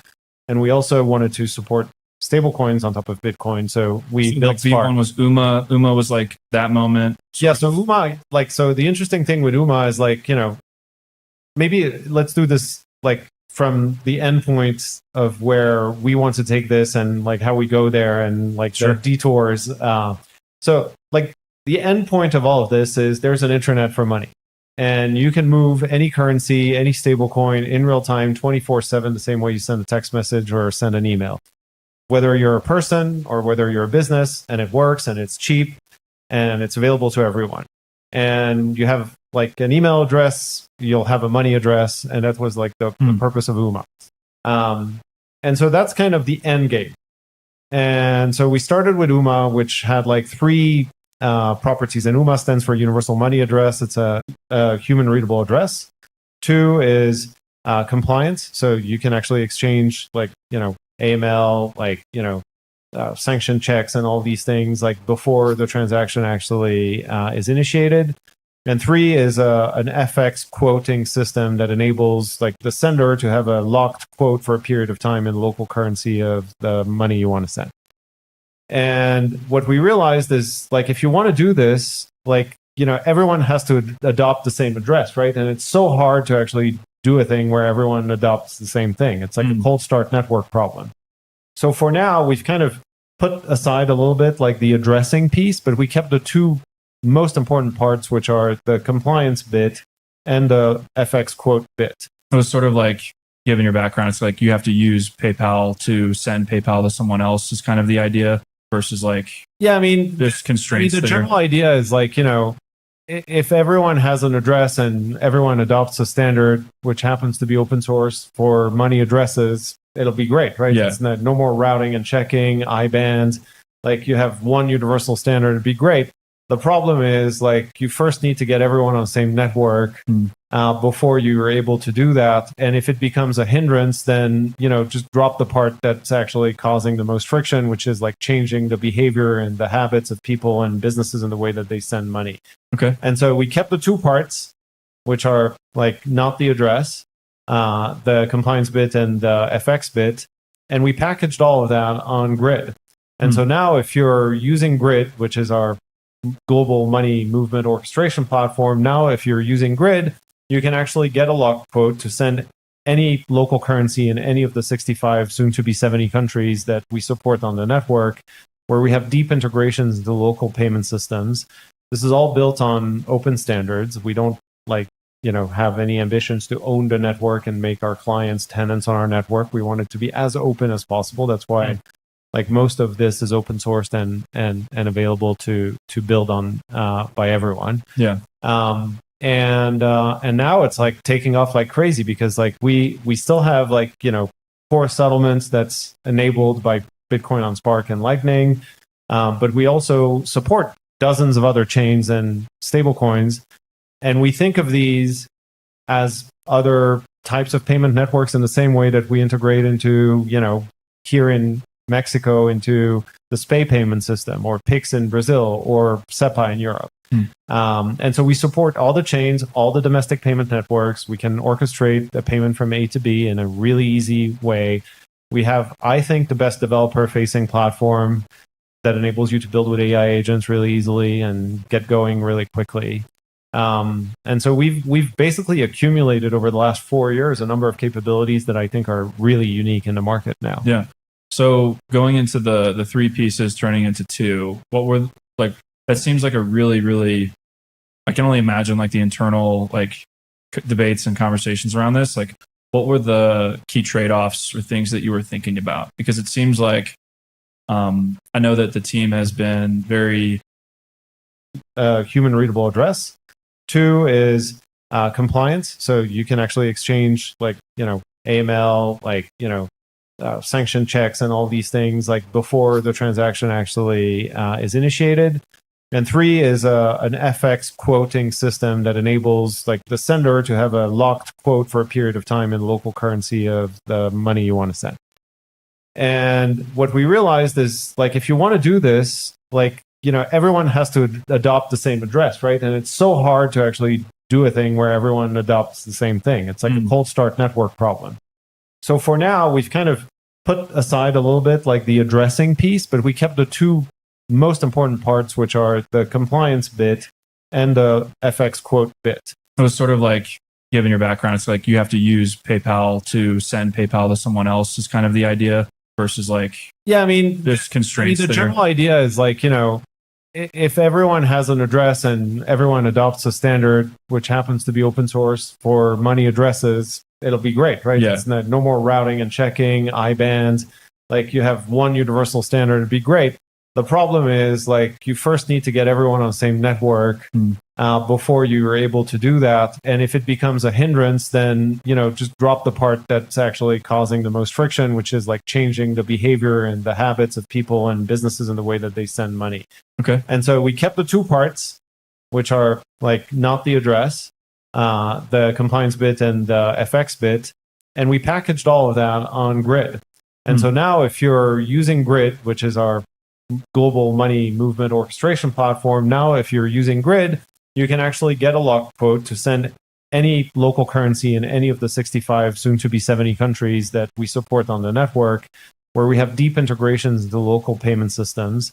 This is all built on open standards. We don't have any ambitions to own the network and make our clients tenants on our network. We want it to be as open as possible. That's why like most of this is open sourced and available to build on by everyone. Yeah. And now it's like taking off like crazy because like we still have like, you know, core settlements that's enabled by Bitcoin on Spark and Lightning. But we also support dozens of other chains and stablecoins. And we think of these as other types of payment networks in the same way that we integrate into, you know, here in Mexico into the SPAY payment system, or PIX in Brazil, or SEPA in Europe. And so we support all the chains, all the domestic payment networks. We can orchestrate a payment from A to B in a really easy way. We have, I think, the best developer-facing platform that enables you to build with AI agents really easily and get going really quickly. And so we've basically accumulated over the last 4 years a number of capabilities that I think are really unique in the market now. Yeah. So going into the three pieces, turning into two, what were like? That seems like a really, really. I can only imagine like the internal like debates and conversations around this. Like, what were the key trade-offs or things that you were thinking about? Because it seems like I know that the team has been very bold and like very convicted in some ways around this like corporate chain stuff and like the danger of that and the things that you've seen there and the downsides of doing that wrong. What were those types of considerations? Because it seems like with this new going down from 3 to 2 in this way, it is way more accessible and plays well with others, which is great in some ways. It sounds like it's being adopted. But what were those trade-offs that you were thinking through? No, I mean, look, I think we still want to ultimately build on an open network that we don't control and we don't own. And we think that's really, really important for the world. Like, if we basically take our current payment infrastructure and banking infrastructure and just do a search and replace all with the current names and have new names instead of the current banks that control everything, it would be kind of a sad outcome for the world. And, you know, the internet is not that, right? The internet is not CompuServe or AOL, like with another name. It's like a brand new, different open network and infrastructure. And I wouldn't be spending my time doing this if I wasn't building an open network. I feel like, you know, great, you can build a very successful company, sell it for a couple of single-digit $1 billion maybe, and it's like some people are happy with that. Human readable address. 2 is compliance. So you can actually exchange like, you know, AML, like, you know, sanction checks and all these things like before the transaction actually is initiated. And 3 is an FX quoting system that enables like the sender to have a locked quote for a period of time in local currency of the money you want to send. And what we realized is like, if you want to do this, like, you know, everyone has to adopt the same address, right? And it's so hard to actually do a thing where everyone adopts the same thing. It's like a cold start network problem. So for now, we've kind of put aside a little bit like the addressing piece, but we kept the two most important parts, which are the compliance bit and the FX quote bit. It was sort of like, given your background, it's like you have to use PayPal to send PayPal to someone else is kind of the idea versus like, yeah, I mean, there's constraints. The general idea is like, you know, if everyone has an address and everyone adopts a standard, which happens to be open source for money addresses, it'll be great, right? Yeah. It's no more routing and checking, IBANs. Like you have one universal standard, it'd be great. The problem is like you first need to get everyone on the same network before you are able to do that. And if it becomes a hindrance, then, just drop the part that's actually causing the most friction, which is like changing the behavior and the habits of people and businesses in the way that they send money. Okay. And so we kept the 2 parts, which are like not the address, the compliance bit and the FX bit. And we packaged all of that on Grid. And so now if you're using Grid, which is our global money movement orchestration platform, now if you're using Grid, you can actually get a lock quote to send any local currency in any of the 65, soon to be 70 countries that we support on the network, where we have deep integrations into local payment systems. This is all built on open standards. We don't have any ambitions to own the network and make our clients tenants on our network. We want it to be as open as possible. That's why most of this is open sourced and available to build on by everyone. Yeah. And now it's like taking off like crazy because we still have core settlements that's enabled by Bitcoin on Spark and Lightning, but we also support dozens of other chains and stablecoins, and we think of these as other types of payment networks in the same way that we integrate into here in Mexico into the SPAY payment system, or PIX in Brazil, or SEPA in Europe. And so we support all the chains, all the domestic payment networks. We can orchestrate the payment from A to B in a really easy way. We have, I think, the best developer-facing platform that enables you to build with AI agents really easily and get going really quickly. And so we've basically accumulated over the last 4 years a number of capabilities that I think are really unique in the market now. Yeah. So going into the 3 pieces turning into 2, what were that seems like a really, really, I can only imagine the internal debates and conversations around this.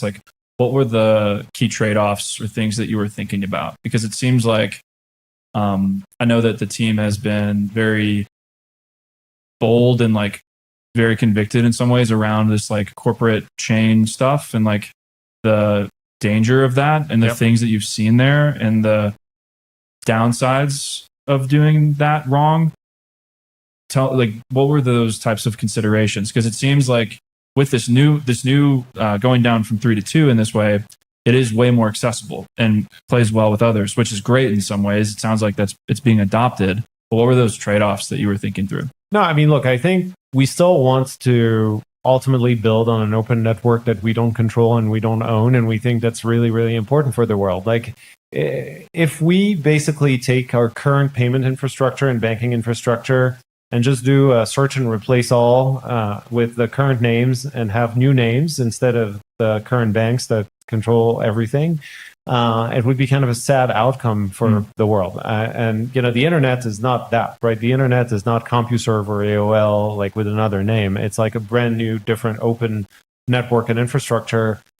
And I wouldn't be spending my time doing this if I wasn't building an open network. I feel great, you can build a very successful company, sell it for a couple of single-digit $1 billion maybe, and it's some people are happy with that. I'm at the point of my life and my career where that's really not that exciting to me, and I really want to build something that lasts longer than this generation and is actually an open network that people use to move money around the world in an open, non-controlled network that looks and behaves like the internet, and we're just going to do whatever it takes to actually get there. And for that to happen is you still have to give people what they want. And if they want to actually send, USDC on Polygon or USDT on Tron, fine, use our platform, do it. And, gradually over time, you can use it for many other things that are, helping you move money in a more seamless way. Yeah. It's interesting because I think most people in this room probably can't say that in terms of their motives for working on what they're working on or building what they're building. I think having a single digit billion, I think a lot of people who do build are doing so for motives in that way. Yeah. I'm wondering how has your relationship to work changed because of that, or maybe what motivates you or how you measure success, and when did that change, would you say? I mean, look, I feel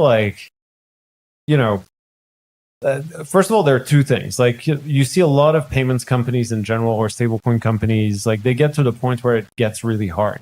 And it's hard when you start, but like it gets really, really hard as you move more volume and you interface with more jurisdictions, and you have to deal with more regulators, and you have to deal with more bank partners, and you have to deal with all of these things. And then you start to see like what it is to operate the large scale payment system. And then you're like, whoa, like, to get to the next level, is going to be like a massive lift. And most people are just like, if they have a good payout because they're right place, right time, they're going to take it. And I feel like, I've done this. And so I know, I know the drill. I've done this in my life. But I'm at the point in my career where I'm like actually not motivated by that anymore. I'm actually motivated in something that we can build that's truly differentiated, that's going to be a great business, of course, but that's actually like a business that gives the tools to many types of different businesses and banks and consumers and developers to actually go build the next generation global money movement applications that are going to be used by billions of people. That gets me excited. Yeah. Okay. So let's Grid. Grid is the hero of the moment for Lightspark, it seems like. How did that product kind of come to be, and how has it evolved lately? It seems like there's been some really key unlocks with that product. Bring us into just how Grid formed and what you're seeing built with it, maybe today versus the future. I know I just packed like 8 questions in there, so that's okay. Pick whichever one. That's okay. No, look, I mean, for me, so Grid is kind of like the natural evolution of our product iterations. So like we talked about UMA, like in a world where every last bank and wallet adopted UMA, the addressing standard plus everything else, then we wouldn't have to build like all of the connectivity into the domestic payment systems, right? Because like everyone is on the same network. It's a new rail. It's real time. It's super efficient. Everyone's happy. Like it's great consumer experience. It's fantastic for everyone. Sadly, the world doesn't work that way. And so at some point, I was like, okay, like we're going to again have to do the nitty gritty work of integrating with all of the domestic payment systems around the world and get licenses everywhere and buy companies and do all of these things to actually get to that last mile, which is going to take us 10 years. And okay, fine, let's go do it. And so we started that journey. And now we are live in 65 countries. So meaning if you open an account now on Lightspark, like, grid.lightspark.com, you open it right now and we set you up. Same day, you'll be able to send real-time money in local currencies to 65 countries in real time with locked quotes that enables you to send exactly what the recipient wants to receive in their local currency. Is random question, because we had breakfast this morning with a server who's sending money. Our team was having a breakfast. Server sending money to Venezuela. Is that in the network right now? Not right now, because Venezuela is still a sanctioned country. Yeah. Okay. Well, that's probably experiencing issues. As soon as the sanctions are lifted or eased, like we will be able to send money to Venezuela. So is Grid more better understood as a like mainly a developer focused product versus something that like the server at breakfast can go and like get that done? Or would you think that person's so they would use basically the apps that our customers are using Grid. So like we have like hundreds of wallets, neobanks that have built on Grid that are using Grid as the backbone for money movement. So Grid is not only fiat though. So we can also take deposits in USDC and enable customers to make a deposit in USDC and then do Swift, like if that's what they want to do. Or you want to deposit in USDC and do a payment in rupees in India, we can do that. Or you want to do a deposit in euros and pay someone with USDT in some other countries, you can do that. Or USDC or any other stablecoin, you can do that. So any type of permutations across dozens of chains and 65 countries, domestic payment networks, we can do.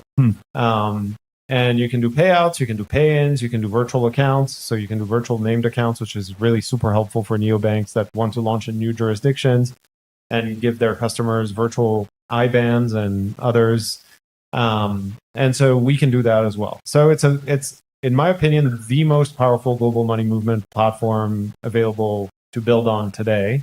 And that's just on the grid side. And where it goes from now, it's basically every single payment system that exists in the world that's real time, we will get to. So, we'll have an announcement this week, but, or, I can say it right here. Why not? Do it. But, so this week we're announcing that we're adding China to the list of supported countries, for instance, which is really hard to do if you want to support B2C case, like B2C or C2C flows in yuan, but also B2B flows into China that requires. Yeah. So this is huge. Yeah. Just in terms of like what that is by itself, that's pretty uncommon. You don't hear that a lot. Because it's hard. It's very hard. So let's double click on this one because it's, first time talking about this, but two, it seems like this is a kind of a view into the future of how you're thinking about the business and like what you're going to be doing. So why is this exciting for you? And practically speaking, like what did you and team have to go do to make this happen? I'm curious what that was like. So, just generally speaking, there are countries that are easy and there are countries that are really difficult. And for countries that are really, really difficult, you have to just adapt to the rules and the norms of, what is expected from the banking and regulatory like bodies in those countries. And hide all of that complexity away from our clients because they don't care. They just want to send money, like they send an email and they just want it to arrive. Such a tension sometimes. And so all of the sausage making is like our problem. It's not our client's problem, and that's where the value comes from. But the general sense is, if we can actually connect every domestic payment network that today is not interoperable with one another in real time. Like the only interoperable layer is correspondent banking with Swift, right? And that's not real time. It's T+3, 5, whatever, depends. And so if you're able to start connecting all of those last domestic payment systems with one another with a real-time, super efficient, low-cost rail, you start becoming the settlement backbone and network for all of the payments if you're the path of least friction. I like to say that money is like water. It'll always, go through the path of least resistance. And I think we're close to that point of like having the most connectivity into the most payment systems with the most efficient rail, with the best developer tools. And ultimately that enables us to start being at the center of more and more volume for more and more platforms, and take all of the modalities that they want for pay-ins and payouts. Yeah. What have you learned as just an executive operating at a global scale to get something like this done? Like what strategies or things have you picked up in your toolkit to actually be able to push through these kind of like global launches and global partnerships like this? Yeah, I think, I have a friend of mine, Simon Sinek, who wrote that book, The Infinite Game, right? And so you have to take the infinite game approach to payments. There's no winning. Like, it's only one foot in front of another, one country after another, one redundancy path for each of the country after another. And the engine room is messy and it's complicated and it takes time and it takes a lot of commitment. And it never ends. And it never ends. And that's okay. Yeah. And like you compound the value of what you build over very long periods of time. And it's like payments businesses are slingshots, right? It's like it feels like really, really, really, really hard. You pull, but then you get to a point where you have enough capabilities that it feels like the energy gets moved to the other side. So, and I feel like we're in that position at the company right now, which feels really, really great after 4 years of like hard work of pulling back that slingshot. Pulling back that when did that slingshot release for you? Or like when was that kind of moment? I do feel like, right now, the transition from we're connecting banks on UMA to enable them to communicate with one another, move money in real time, to no, we're actually going to have like an open orchestration and global money movement platform plus Grid Global Accounts that we just launched 6 weeks ago now has everyone's attention because everyone, wants to basically keep the economics of all of the payouts that like all of those large platforms, right? It's a very different in some ways. Like I'm going back to your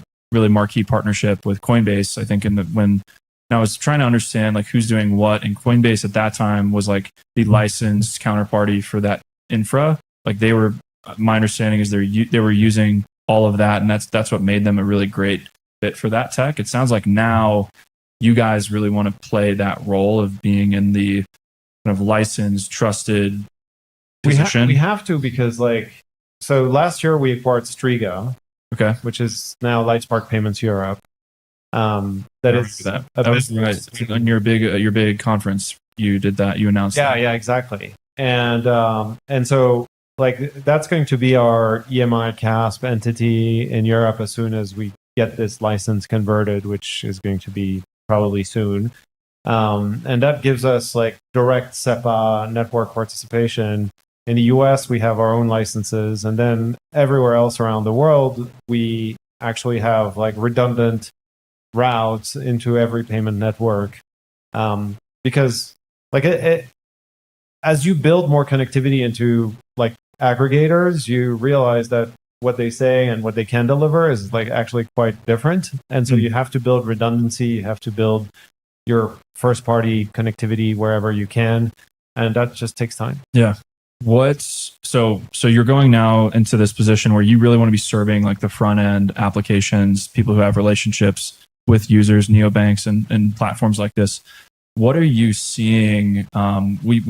A big theme for us is going to be covering a lot of this, but what are you seeing as key winning strategies of the maybe existing partners or companies that are building with Grid, or just other applications or things that you've seen in your career?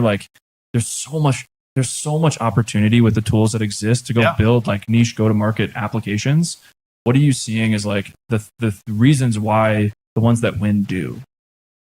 Look, I think so. Let me just I think the thing to watch, in my opinion, in the next 9 months or so is really this transition from I'm just using stablecoins as a stablecoin sandwich or to replace a payout in stablecoin and someone else's stablecoin in a wallet to I'm going to own the infrastructure as a big platform. So let's say you're a creator platform, a gig economy platform, a marketplace, and you're paying out all of that money. And right now, when you pay out all of that money, it goes to banks that serve your customers that you've created this whole, you are the economic nexus of all of these people and these small companies and sellers and all of these, right? I like that word, and nexus. I like that word. And they have banking needs. And basically, you're relinquishing all of the economic value of deposits, of local and global payments, of interchange on card transactions. So we're becoming Visa principal members. And we announced that we're going to enable issuance of stablecoin-backed cards in 100+ countries. So with Grid Global Account, now you can own that relationship all the way to the end. And those accounts are super powerful multi-currency accounts where you can move your balance in real time to your local bank account if you need to. 24/7 on Sunday at 2 a.m. You want Mexican peso, you can do that. Yeah. You have a Visa card, you can spend it. You want to send money not to Venezuela, but to Argentina, you can do that. And you want to send USDT on Tron, you can do that, right? Yeah. And so now, you as a platform, you start to have a branded account where you earn money on yield on deposits, on interchange on cards, on local and global transactions, and you keep the data in-house. So when it comes time for you to want to underwrite credit, for instance, for all of the marketplace players on your marketplace, you can do that because you're the best positioned player to do that. You have the best data. You're not leaking that data to the bank that's going to actually start lending money on your behalf. And that's a huge opportunity. And since we announced this, we've been running crazy people trying to meet that demand because everyone wants that. Yeah. Who's the one? I think we can use this for our business. We're building something no one knows about, and it's essentially the infrastructure you just talked about. Who's the best person at know you guys just brought on some key people on the sales side. Who's the best person to, if I'm, Stabledash right now is thinking creatively about some like, I don't want to give too much away, but like we're thinking a lot about like intelligence and systems. I'm actually closing a deal, right? Well, it's a really, really interesting position to be in if you're in the relationship to the marketplace use case for stablecoin economics is really, really fascinating. If you can actually like keep those earnings or like payouts. So I'll be more candid when the cameras go off. But we need this. And so who's the best person to like get in the weeds? Because what we really are looking for as a bootstrapped young company is like a strategic partner to like really workshop this with us. Is that something that you guys are the capacity to do this? Absolutely. Yeah. Okay. We're doing this all the time. And we brought in a really, really good team that David Straza, who joined us from Adyen earlier this year, has been building with Christina Potter, Alex Gillette, people that I think you're going to also have on the pod at some point. Yeah. And so we have the team, we have the capacity, and also we have like the intellectual curiosity to go build with people like you and try to find out like how we can build novel money applications out there. Yeah. My first question, selfishly, and then we can close, is I know you've had a really strategic relationship with Braille for US what's it again? USDB. Yeah. Is that still how are you thinking about the issuance side of this? Is that going to be kind of the default stablecoin infrastructure or the stablecoin asset that goes in here? Or if we were wanting to issue a stablecoin that was ours, is that the partner we would work with? Like, how does that work now? Yeah, so we have a really good, solid partnership with Braille, and they've been like really amazing partners to work with. But it's more modular. We can totally. You can bring your own if you have an existing stablecoin. You can bring your own, there are other participants. We saw Joao from M0 walking around. So if we go to M0 and we issue something like that, would play well with a system like this. We need to figure it out. I don't know about M0 Joao, specifically, but man, maybe we should do a tri-party deal right now. Yeah. Okay. Cool. And I'm imagining there's like maybe flexibility and like some of those economics being shared with Lightspark. But I think that's the whole point, right? Cool. It's like the economics are meant to be enjoyed by the platforms that are generating the economic opportunity for their stakeholders. Cool. What last question, and kind of as we close, anything we've missed or things that get you excited as you think about the future and this new, not in some ways new, but in some ways not new moment of slingshot that you guys are in?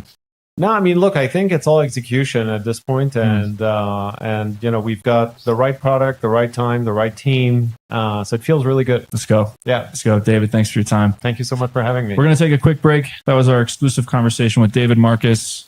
Hope you enjoyed it. We're here live in Mexico City, and we'll take a quick break, and we'll be right back.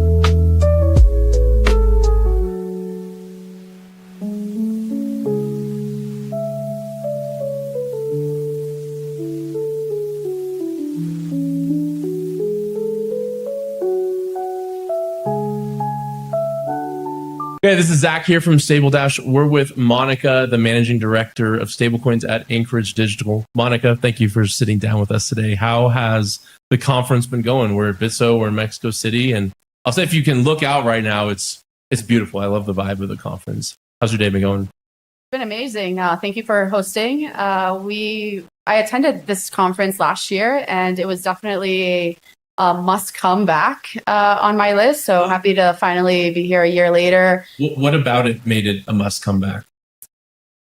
That's a great question. I think this conference last year was around right before Labor Day weekend, and that was when Anchorage was still not official an issuer of stablecoins. And we had a lot of irons in the fire on stuff that we were doing in stablecoins. So I want to talk about this, but I can't yet. Exactly. Yes. So we had a lot of like internal momentum and just being here and understanding what the use cases and potential partners. I think here's where a lot of it started. So coming back here close to a year later and now seeing how much the business has grown as Anchorage Digital Bank now being an issuer. Having the stablecoin solutions for banks, which is what I manage. It's kind of surreal. And so you have a panel today. What's your panel on? Stablecoins, brother. We'll see where it goes. Yes, and also kind of surreal again. The panelists, some of the panelists are the same. So it's good to see like a look back a year later on everything what we've accomplished. Yeah. Well, hopefully we'll be talking next year because this is our second year here as well. Right. And I think it's always great to sit down and talk for the first time. But there is something that's fun to be able to see the journey throughout this year and next, and hopefully 5-10 years down the line. Yeah. Let's rewind a bit. You mentioned like the feeling of we're sitting on this news. You imagine it. You have the irons in the fire. What has it felt like to go from there to now and say, okay, now we are a bank. And now we can bring, stablecoin issuance to the larger ecosystem.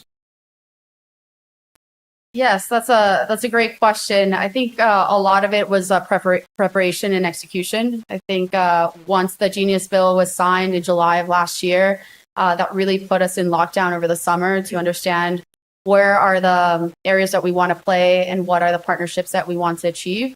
And then starting into this conference last year, it was kind of like hit go. Yeah. But essentially, since then, we've announced 5 stablecoins that we now issue publicly.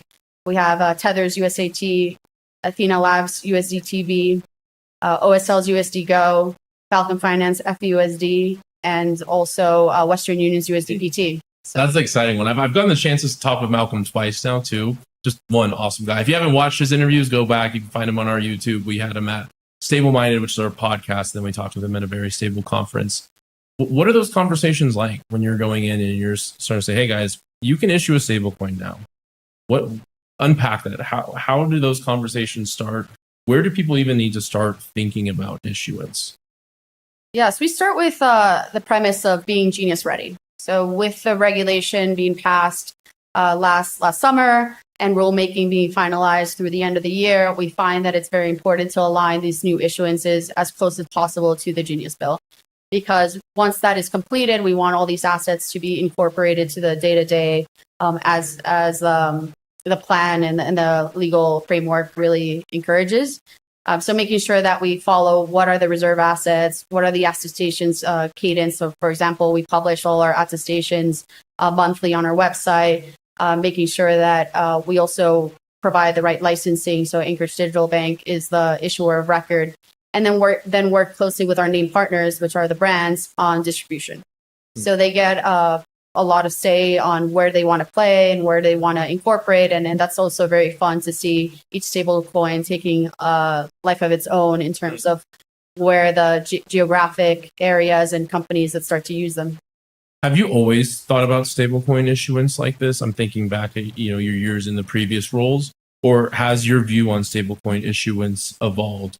I think especially 2 or 3 years ago when we saw this narrative start to pick up, there was people on the side of, no, just go use the legacy established stablecoins and you just need to build on that. And then it was, oh, well, if we go issue all these stablecoins, the space is just going to be more fragmented than ever. How would you talk to somebody that is thinking through issuance in those realms? And like I said, how has your thoughts on it evolved?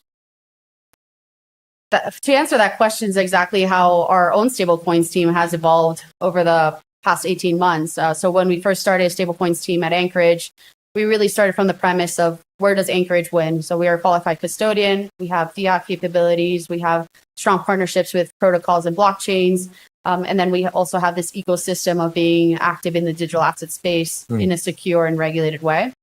Our first premise was, how do we engage in stablecoins? Do we partner, or do we form kind of networks, partnerships, different types of elements? And with, coming into March of last year, 2025, seeing the Genius bill getting a lot of traction, then we, Anchorage Digital, had the acquisition of Mountain Protocol, which they were an issuer of a stablecoin. So bringing that team in-house and bringing that expertise and that talent really propelled us to be ready once the bill was signed in July. So I think it's been a combination of what does Anchorage does well from an infrastructure and regulated way, the people that we've hired and incorporated, and then how we see the vision of stablecoins right now. And having regulation in the US has also allowed us to have really smart conversations with international partners as well that are looking to incorporate stablecoins on their cross-border payments.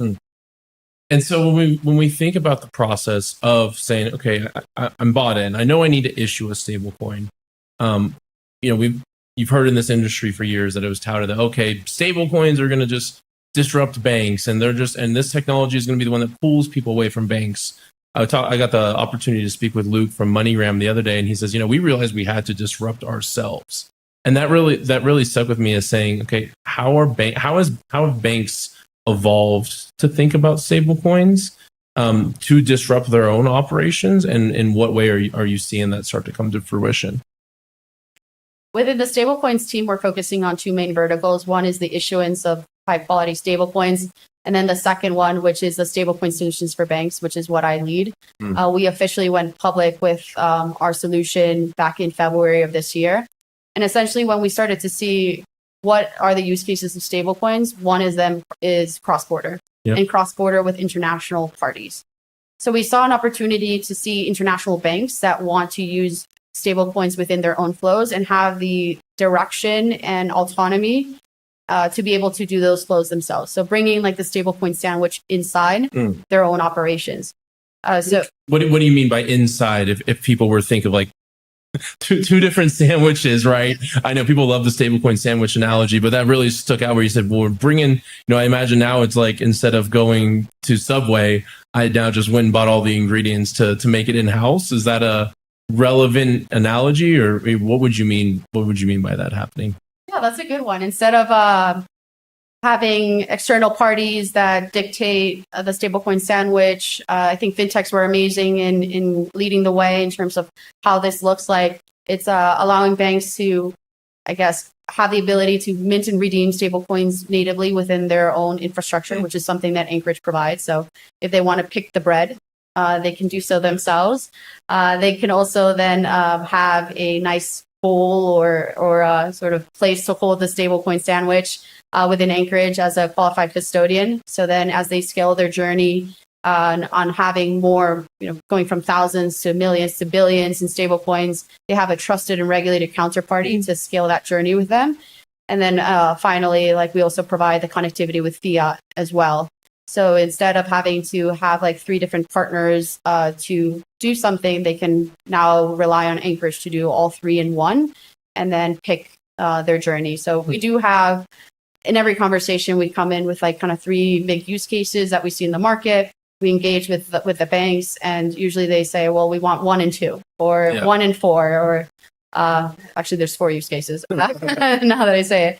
But then it becomes highly customizable because of the regulatory framework in each country and also what their pain points are. And I guess I kind of have 2 questions. So one, I've heard from your perspective, how relevant in this conversation is the revenue actually generated from these stablecoins to the bank's core operations? We've talked to a few people that have said, hey, no, this is among treasury managers, maybe 5% of them care about this. They more care about the programmability of this for our internal treasury operations and money movement. Is that still a key pillar of the conversation for why issue? Or is that just That's icing on the cake. And what we really care about is how well can we move this money and how can we program it?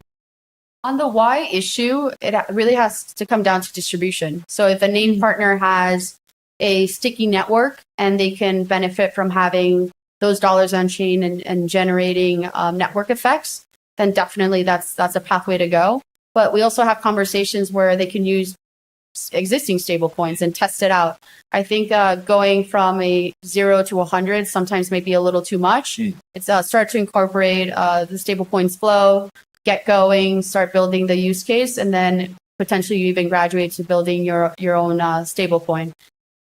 So if you met somebody here, I was just having this conversation actually before our interview, and it was actually with Aaron from Brazil Crypto Report, where we're noticing sometimes there's this gap. There's the people that come to these conferences, they have these conversations, and they're like, great, I have to approach the board. And they're like, but what do I do next? How do you maybe work as partners to say like, hey, we don't have to go 0 to 100. Let's just go 0 to 1. What is that 0 to 1 step right now? Great. Yeah, I think that this is where we start discussing the 4 use cases for stable coins. So the first one is treasury management. So the ability to use stable coins to be a nostro vostro challenger and eliminate or reduce trapped capital. So if you're able to send a stable coin, convert it into fiat and do third-party payments in the US, I think that that's already revolutionary in terms of unlocking working capital. The second one becomes corporate client inbounds. We're seeing that especially in many emerging markets, including LATAM, a lot of the big conglomerates already are exposed to stablecoins through their cross-border payments and just international trade. So allowing banks to have the infrastructure to accept those stablecoins as a new source of, for lack of a better word, deposit, that allows the banks to continue to be very active in the space, and also gives these growing companies that are having more access to stablecoins the relief of having a trusted banking partner to be able to manage those assets. Then the third is the remittances. So we're seeing a lot of conversations with large payment processors that already settle against international banks on the fiat side. There's an ability to do that first leg on chain with stablecoins to be able to reduce either pre-funding or post-funding contracts and obligations. For that one, I think that's going to be more of a 6 to 12 months activation, but it's great that the conversations are happening. And back to your original point of, how do you justify the cost? We like to call this team like Stablecoin Solutions because we come with new ideas. I think if you start to do the reverse and be like how much you're saving, you're always going to come back in the negative, because if you might be saving on this aspect of the flow, but you might have to hire a compliance officer, and then that math never really works out. How engaged with clients and prospects is like, you have all this net new business that you cannot currently service because you don't have the infrastructure, because you're not part of this flow. This is a way to build into the future. Yeah, that's definitely an area we haven't got to dive into. Obviously, we speak with a lot of managing directors or founders, but when you think about compliance teams, product teams, are they ready to come and start, building on and with this infrastructure? One area that it feels like it's starting to become my focus is non-USD stablecoins, and where do they fit into this conversation? I'm especially thinking of if you're making your sandwich and you're settling with all these different fiat currencies, at what point would it maybe make sense to start issuing your own, maybe GBP or BRL or, Mexican peso? I think we see a, non-USD stablecoin over there. Is that coming onto your radar, or the conversations like right now, hey, we just need to get going with USD. That's the focus. And we'll see where non-USD go? Or is that what we're going to be talking about next year as this is the next phase? Definitely by this time next year, I think we will have non-USD conversations. What we're seeing today is the Genius Act just provided so much momentum on the USD side and provided a regulated pathway that we want to see all those assets live and get traction. And when we're working with international banks, as of today, they're comfortable using USD denominated stablecoins because they already have a lot of exposure to USD. And I think it becomes a good tool for them to get their sea legs to understand what do I need to do to hold the stable coins? What are the controls that I need to do? Like, do I need a digital asset custodian? How do I locate liquidity? What are, ways that we can use this better versus our traditional rails? So we're seeing that USD also becoming a good learning for that ecosystem. But then after 3 to 4 months, these banks start to flip around and say, what if we issue a non-USD stablecoin? What would that take? I think another point to focus on too is when we think of non-USD stablecoins, there's a yield component to that of exposure to non-USD stablecoins and that potential yield. And I think maybe they take in a different form and maybe become more of a yield-bearing asset than an actual stablecoin. So more to come, but I think that the USD part is becoming a good trailblazer in terms of understanding what does an ecosystem look like that's running on stablecoins. What do you think that ecosystem starts to look like? Kind of bigger picture question, but I feel like we're in this kind of like this in-between phase, where we're getting there. Not everybody's on board. People are coming on board. And we've kind of asked this question where does the final form factor of, this upgraded global system, does it start to feel very similar to ours? Is it going to feel, different? Is it kind of going to be a hybrid of both? I think to answer that question, I'll preview your next question, which is how did I get into stablecoins to begin with? I started my interest in blockchain when I was an attorney 10 years ago. I was doing a lot of signature pages by hand and just started to think there must be a technology that's going to simplify these transactions of trust. And I started reading about blockchain, the technology, and said there could be something here. Then I went to investment banking, and I was there when Bitcoin went to 20K and back down around 2017, and just realizing like the gap between some of the analysts being like, this is something in the future finance, and some of the more senior folks saying this is nothing. So that made me go into my own journey of understanding what is blockchain and what can it do, and essentially codifies transactions of trust, which are done by bankers and lawyers. So me as a professional, I started to that was like the light bulb.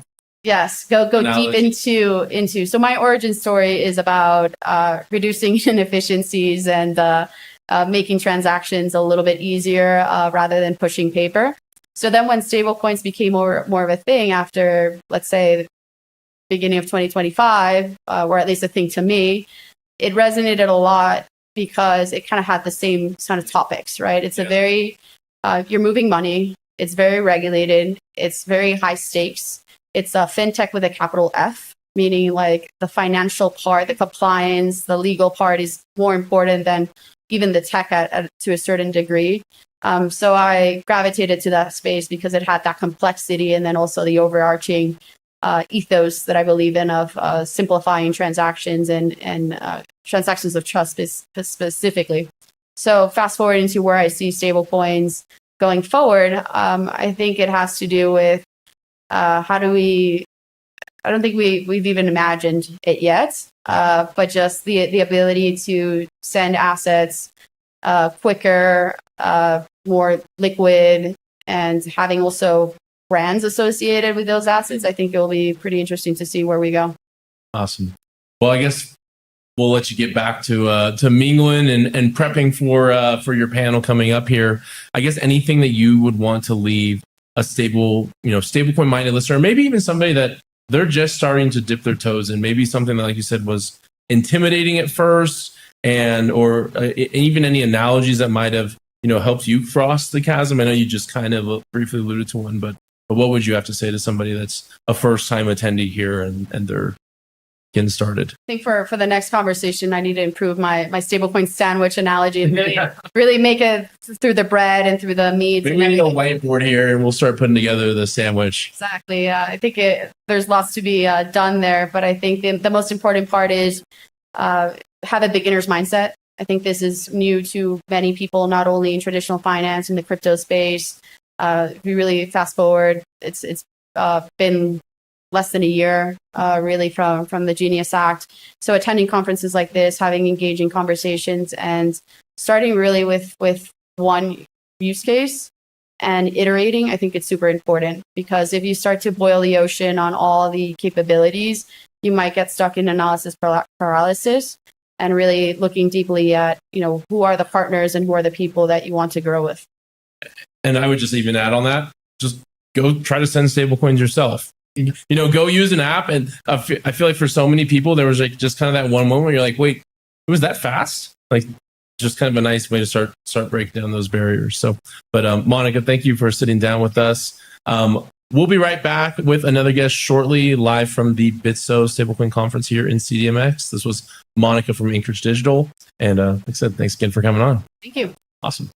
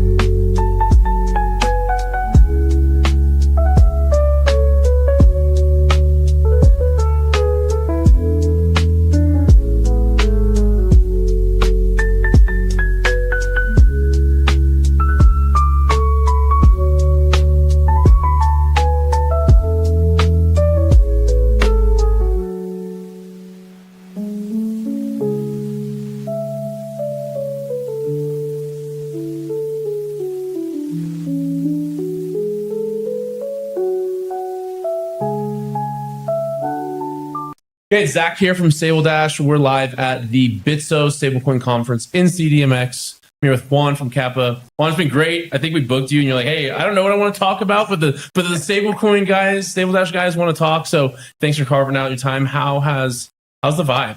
Are you enjoying it so far? Well, I've been in Mexico for more than 10 years, to be honest. But so nothing new. Yeah, no, but like at least like the Stablecoin conference this year feels like there's like a lot of new people. It's a little rough that I've been in the crypto industry for just a little bit over 7 years.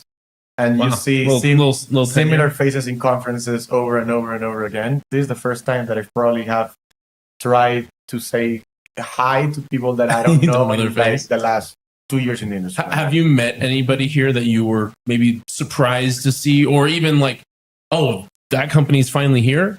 A lot of friends who were bankers that they chose like the whole dark side, and they are here in like the payments role. So yeah, and a lot of companies that either were interested in discovering stablecoins or were like 100% crypto native, and now they're more on the institutional side. Like I find funny. because it tells you that the real value proposition that like stablecoins have is either payments from A to B, institutional yield, RWA, or just helping businesses do something that's faster and more efficient. So. And so where do you fit in the puzzle? And I guess the kind of two-part question. Where do you fit in the puzzle? You're on the non-USD stablecoin side. I think you were telling me out there you're one of the largest market makers for non-USD stablecoins. So I guess kind of frame that piece of it. And then also, why? Why choose this lane to swim in the whole stablecoin conversation? I think why is more important. Like the whole reason why I started using stablecoins is because I used to pay for college with them. In the States or somewhere? No, here in Mexico. Wow. So there used to be like a very good arbitrage in Binance P2P, and I was always very interested on how I can convert pesos to USDT and sell them for the positive arbitrage, take those pesos, buy more USDT, and do like a vicious cycle. That helped me out through college, but there was a point that I was going with like a big duffel bag to start buying like bigger chunks and bigger amounts. And in one point, that's a first. I think that's a first origin stories for stablecoins. First or second. And there's like a handful of founders that went through like the same problem. You have Diego from Alfred. You have the guys from like Dorado. It's certain macroeconomic conditions let you understand why stablecoins are very important. Yeah. But at the same time, I just figured out if it's so hard for me to do this, it has to be like 10 times harder for like businesses. Initially, Capa started being an on-off ramp, so like consumer crypto, trying to connect into MetaMask. And we eventually found out that like the market's not there. There's like the billions of dollars or the trillions of dollars in volume are found in specific use cases that are sticky. Eventually, when the company started scaling, we figured out that B2B payments was the first, later came enterprise, and then came a lot of publicly listed companies that wanted to do cross-border payments. And when the non-USD stablecoin part came in, I found it very interesting because you have companies like Bitso that they're doing MXNB, and then you have Etherfuse that's doing CETES, and they're doing like MXNE. It feels like a blank canvas. And like, I don't think that local stablecoins are going to be like $1 trillion AUM products, but they're going to be ones that are going to have a lot of volume turnover. What do I mean by this? There's specific use cases payments. People want to pay in local currency, and not a lot of people want to save in dollars. That doesn't happen in countries like Mexico. It may happen in Argentina, or it may happen in Colombia, or it may happen in a country where there's a dollar shortage. But when I use an app like Dollar App, it feels a little bit screwed up that from one year to another, I'm now 20% poorer because I was saving in dollars all this time. So I got live by that thesis. Local stablecoins are just very important because of two things. I can pay you, but at the same time, I can onboard into a faster and more efficient payment system. And then if I want to convert it into that dollar, there comes this whole on-chain effects market that's starting to open of trying to replicate FX markets on on-chain markets like Uniswap, Hyperliquid. How far along do you think we are in this kind of like development cycle of on-chain FX markets? Because I think we've seen, we're seeing the development of some. We've obviously talked with Etherfuse, we talked with Codex. Haven't got a chance to talk with Minteo Labs. Help us like break down that paradigm of like, we say on-chain FX. What is that form factor? What should it look like? So this is cool because all of the companies you named use Capa as an LP for their on-chain market. Okay. So they use us for rebalancing and peg management. Not scripted, by the way. This is definitely not scripted. But also they use us as a way to understand how can we replicate payments behavior in on-chain markets. What's the biggest problem? And this is where there is a big liability in how we create the stablecoin issuers plus also PSPs. No company can do both at the same time because of the stage that these companies are. You see companies like Etherfuse that they're great at issuing stablecoins and trying to grow the TVL. Stable bonds. Yeah. But if you see their payments volume, it comes from companies like the Capas of the world or the companies that are actively using local stablecoins as a way to efficiently on-off ramp into these markets. The way that I've been seeing local stablecoins is that it creates stickiness. Why stickiness? You have to KYB into a stablecoin issuer. You have to form a relationship with them for them to open like your payment rails. And now what we're seeing from going from 0 to 1, which is creating the stablecoin and the reserve, is that what are the use cases this organic user base is giving to us? It's not only DeFi protocols and like swaps. No, there's a lot of people that are actively trying to use MXNE or CETES to save institutional yield for their companies without having to go to a traditional broker because it takes too much time. They're capped in liquidity. So there's a lot of things that you take a very good jump start from the traditional market, and these companies treat you like a real VIP customer from a bank that you don't have to dump millions of dollars in capital for you to get a proper service in yield, payments, or just simply having access to local currency. And I want to go back to what you said about the payments turnover, because it's like, you know, you can go online and you're like, oh my gosh, look at the USD, you know, US dollar stablecoin market cap versus non-USD, and the market's non-existent and they only have, you know, 1 million in AUM. How should, like, do you think we're there from a data perspective to, you know, index this data to be able to track, like, how is this space developing? Or are people looking at it from the wrong angle and somebody needs to go, you know, build those dashboards to actually say, like, hey, these products are getting sticky?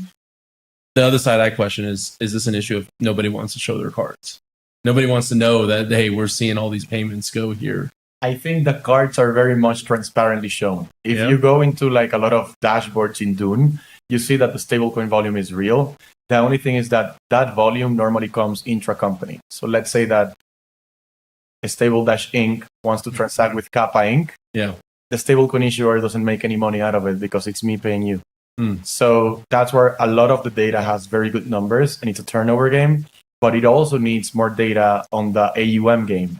Why? Because the more liquidity there is, the deeper pockets you have to do bigger payments. And that's where the industry gets way more relevant. If I were to use, I don't know, like we use one of our customers, let's say Starlink, and they have to do payments from Mexico to the DR, or no, from Mexico to the US.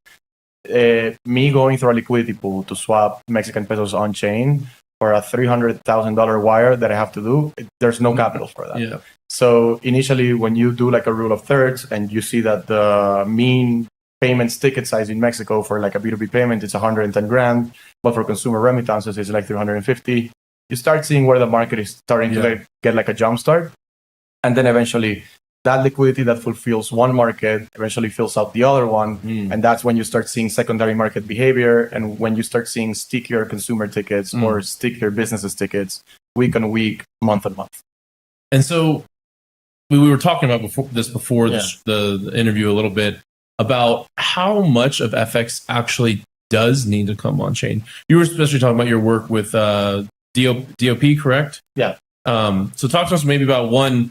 I don't think we've covered the Dominican Republic, any Forex stablecoin payment flows there. So maybe let's briefly talk about where you're seeing traction in that geo.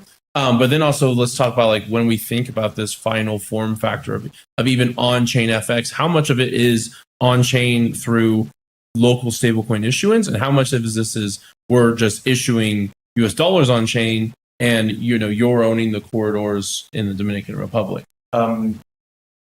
Probably 95% of the payments we do using local stablecoins, they end up on us owning the risk on the currency and then trying to find a liquid way to get into dollars.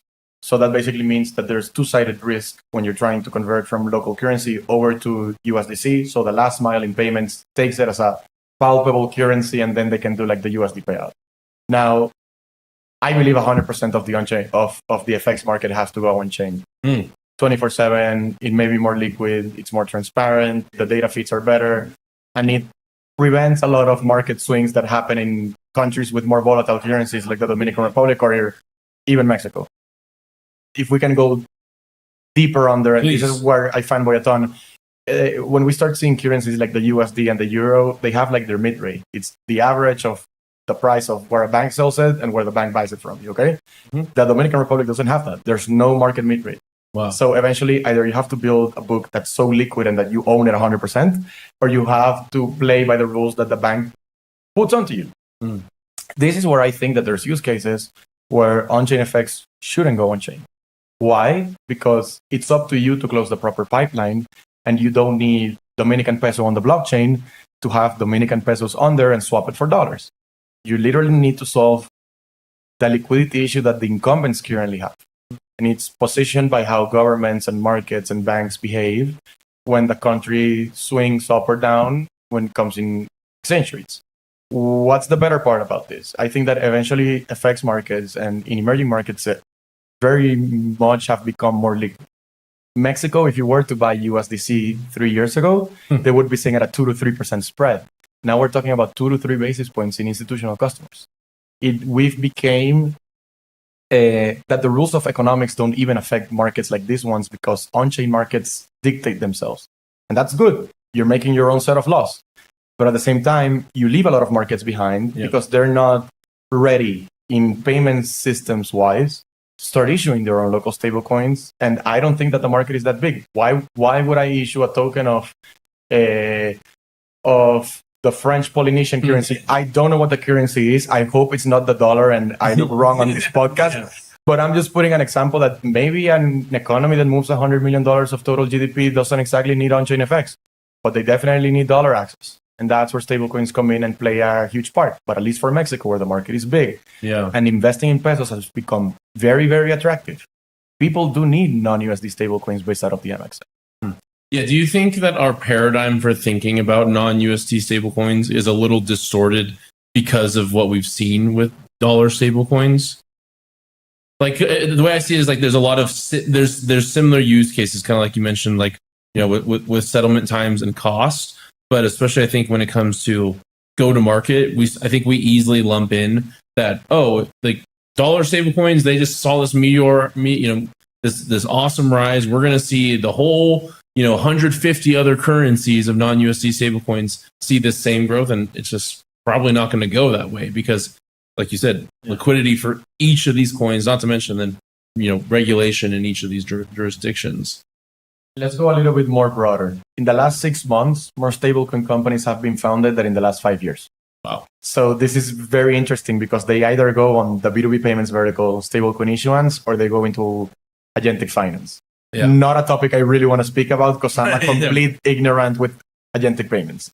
But when you start seeing stablecoin issuers, you see players that they don't know exactly what they're doing, but they just want a piece of pie. Yeah. And then eventually there's incumbents, or there's people that were part of incumbents and started their own stablecoin issuance company that they're eating a bigger chunk of the pie. And from permeation, they've managed to find a customer base that can use in an abstracted way so that you don't feel that you're using like on-chain FX, that it relies on the whole backend. And then you have a lot of companies that are building something that they call like solver networks, which is basically, I'm going to find you the cheapest provider for the cheapest FX rate. And I don't think that that's the most efficient way, but that's where the market is heading because we're all in a rat race to see who's going to eat the whole pie for centric countries. And pricing has to be something if you want to close the big companies like the Western Unions of the world, the MoneyGrams, the whole trans networks. And I think that there's another market out there that has to be with local stablecoins that people do not fight for pricing. They just want performance and reliability. And that's where the market's getting harder. But at the same time, you see a lot of companies. There's one called Braille. Braille has built a complete payment system behind the stablecoins that they issue. So they finally made their 100 plus stablecoins fully composable. Why is that good? Because we can have Stabledash USDC, or we can have Capa USDC. Yeah. But in the FedWire system, they're always going to look the same.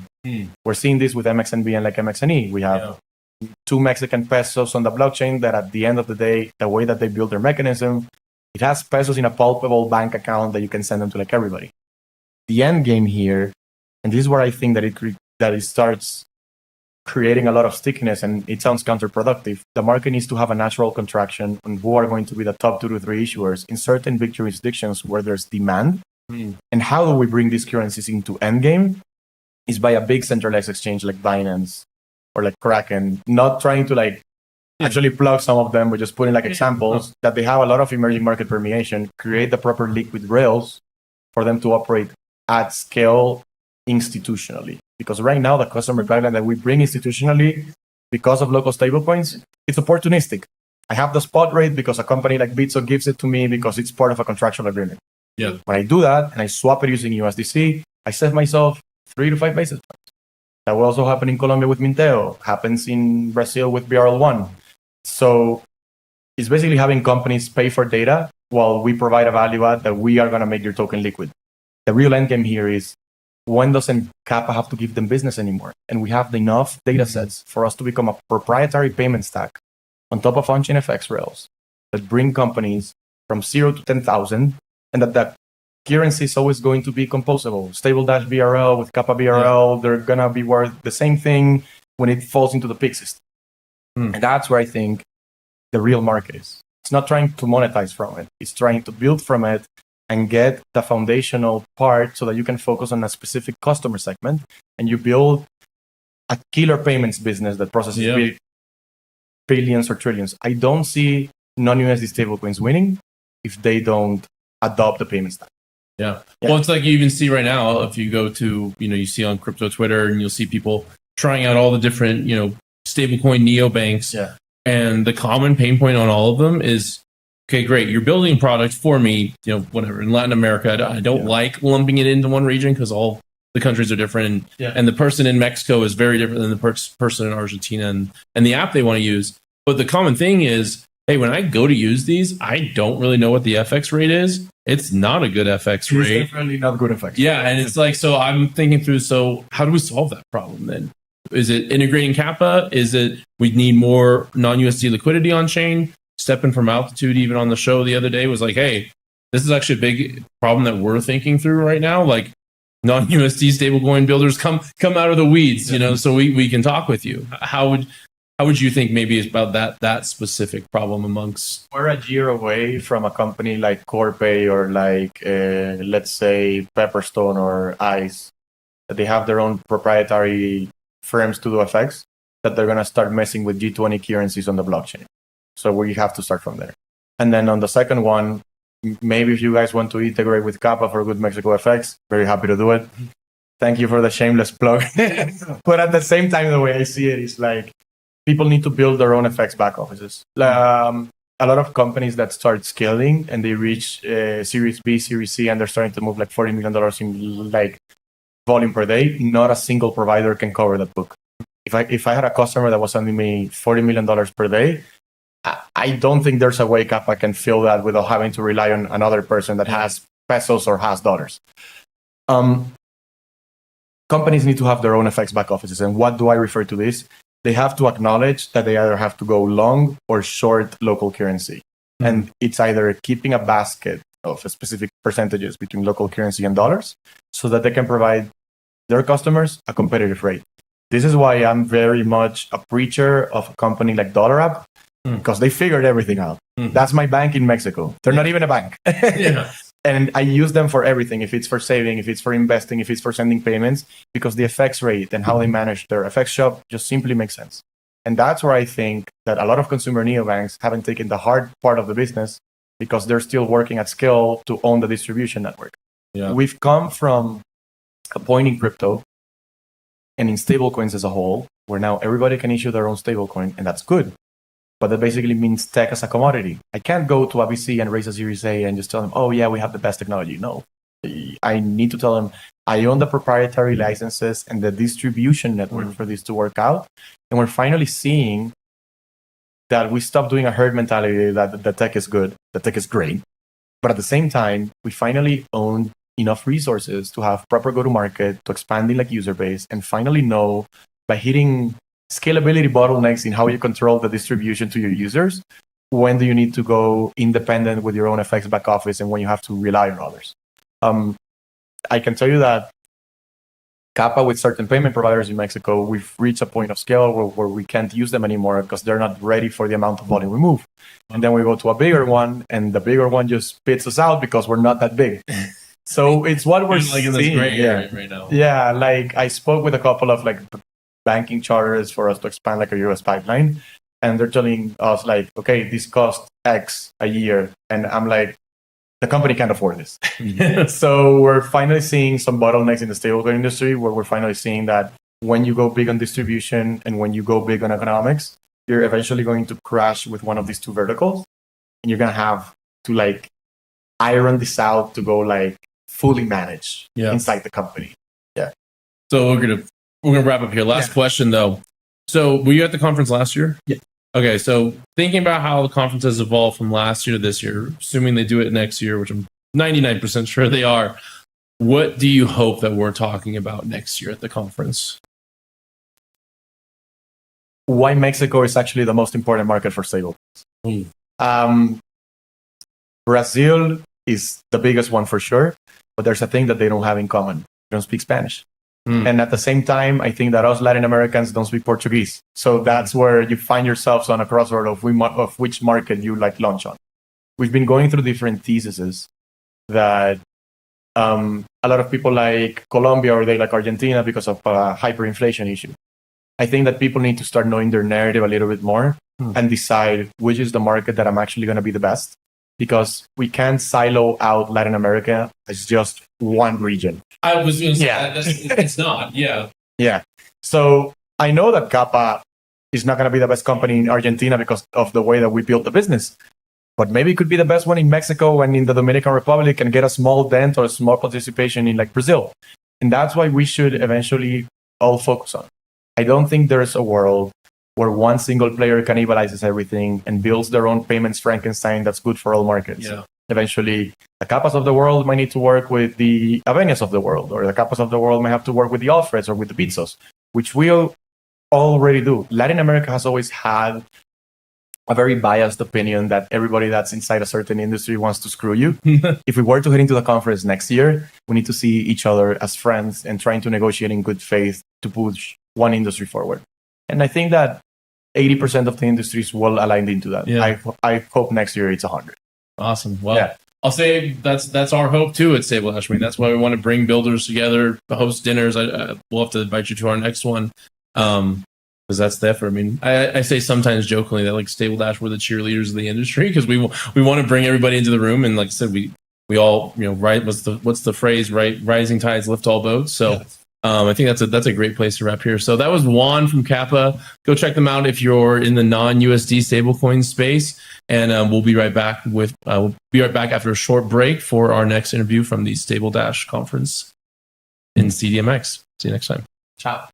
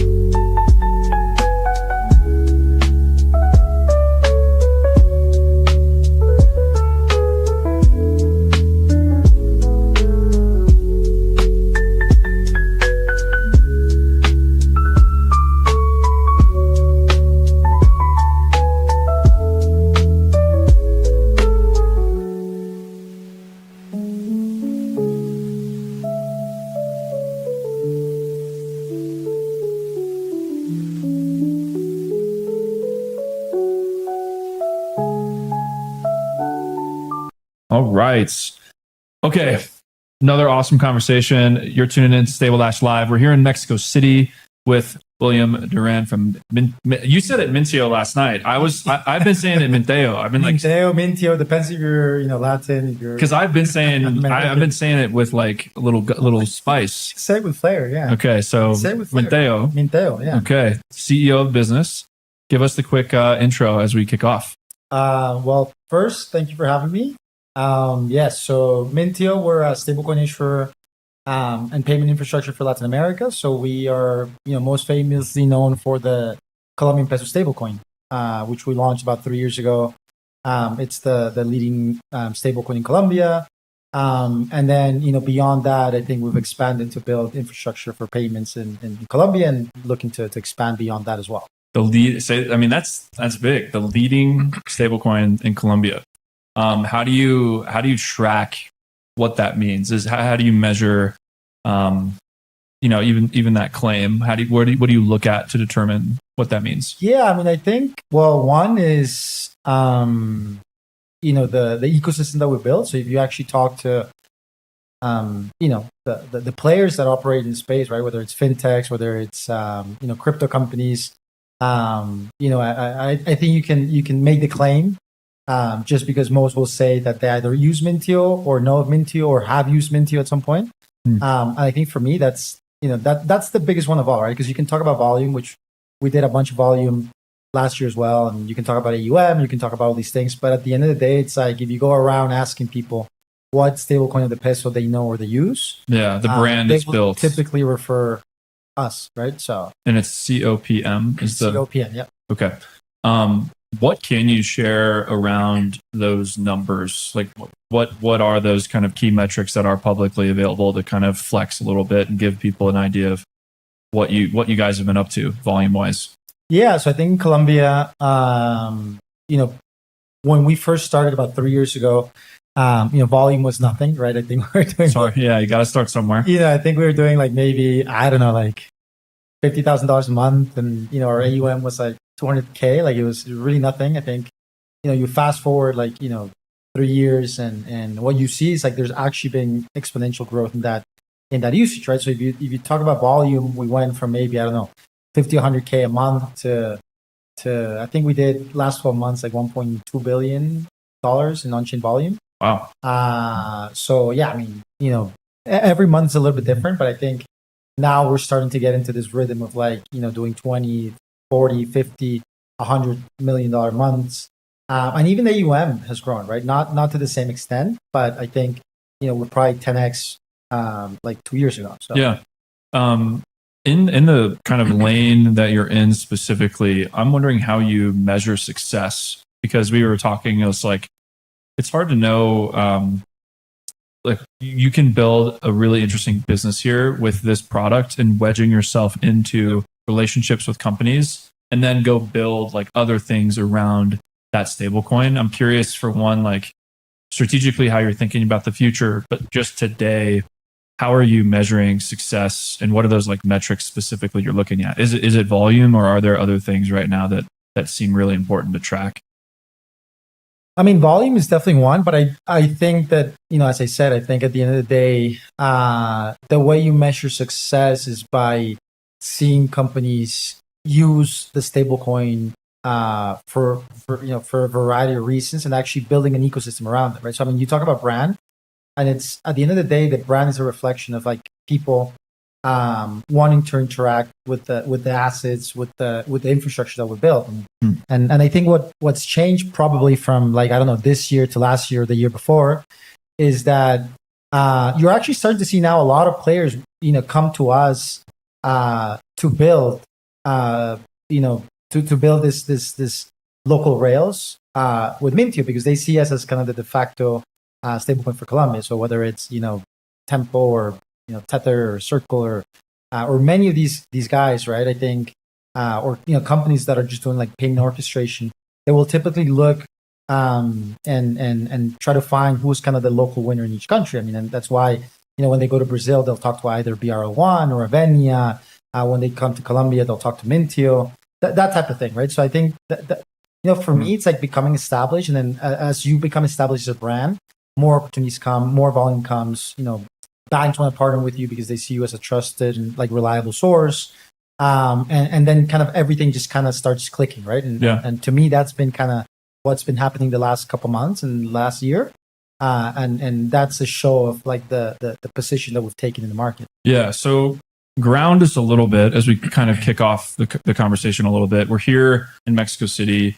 And something that I think is really important that we want to focus on being here is the role that these country specific stablecoins play, or these like very regional use cases that we're seeing. What do we need to know about the role that these stablecoins play? But also maybe the misconceptions of them too. I feel like sometimes we can bucket them into like a limited place in our minds. So like help us understand, like when you think about these country specific stablecoins, how should we really be thinking about them? No, I mean it's a good question. I think it's been debated actually. Last year I was at this conference and we had a conversation with Reid, Bitso, and there was a whole panel about non-USD stablecoins, and and so many things come up. It's like, okay, how do you track the success? Do you track it by AUM, similar to like USDT or USDC? And it's like sort of, but not really, right? Because people want to, they might want to use them, but not necessarily, keep the balances on local currency all the time. So I think, what we've realized is that you have to kind of reframe the problem to really figure out what's the best way to measure success for these, sort of local stablecoins. What I think and where I think kind of the market is heading is that, to me, there's been kind of like a clear initial use case around on-chain effects. So, there's so much US dollar liquidity. There's so much usage of USDT, USDC. And I think what you're starting to see is that as markets slowly mature, you start to see an interest in moving everything on chain. And to move everything on chain, you actually have to tokenize the local assets because at the end of the day, if not, you end up with kind of two different worlds, right? Like the on-chain world where like USDT and USDCs live, and then like an off-chain world where you're just like, I don't know, interacting with the traditional peso. So I think what we're trying to do is really get a lot of these companies locally to start tokenizing, talking to financial groups to start tokenizing, trying to push more and more of this volume on chain, so that we can actually start building these literally on-chain FX markets. And the more money you also tokenize on chain, it starts driving the price down of FX, right? So I think that's one. And then two, I think it might take a little bit more time, but we're seeing a lot of interest in like local payments. So actually companies that see the efficiencies of the blockchain, that want to actually now, use a local asset on chain to be able to move money around between business accounts, or that want to offer wallets to consumers, and they're starting to integrate these local assets, right?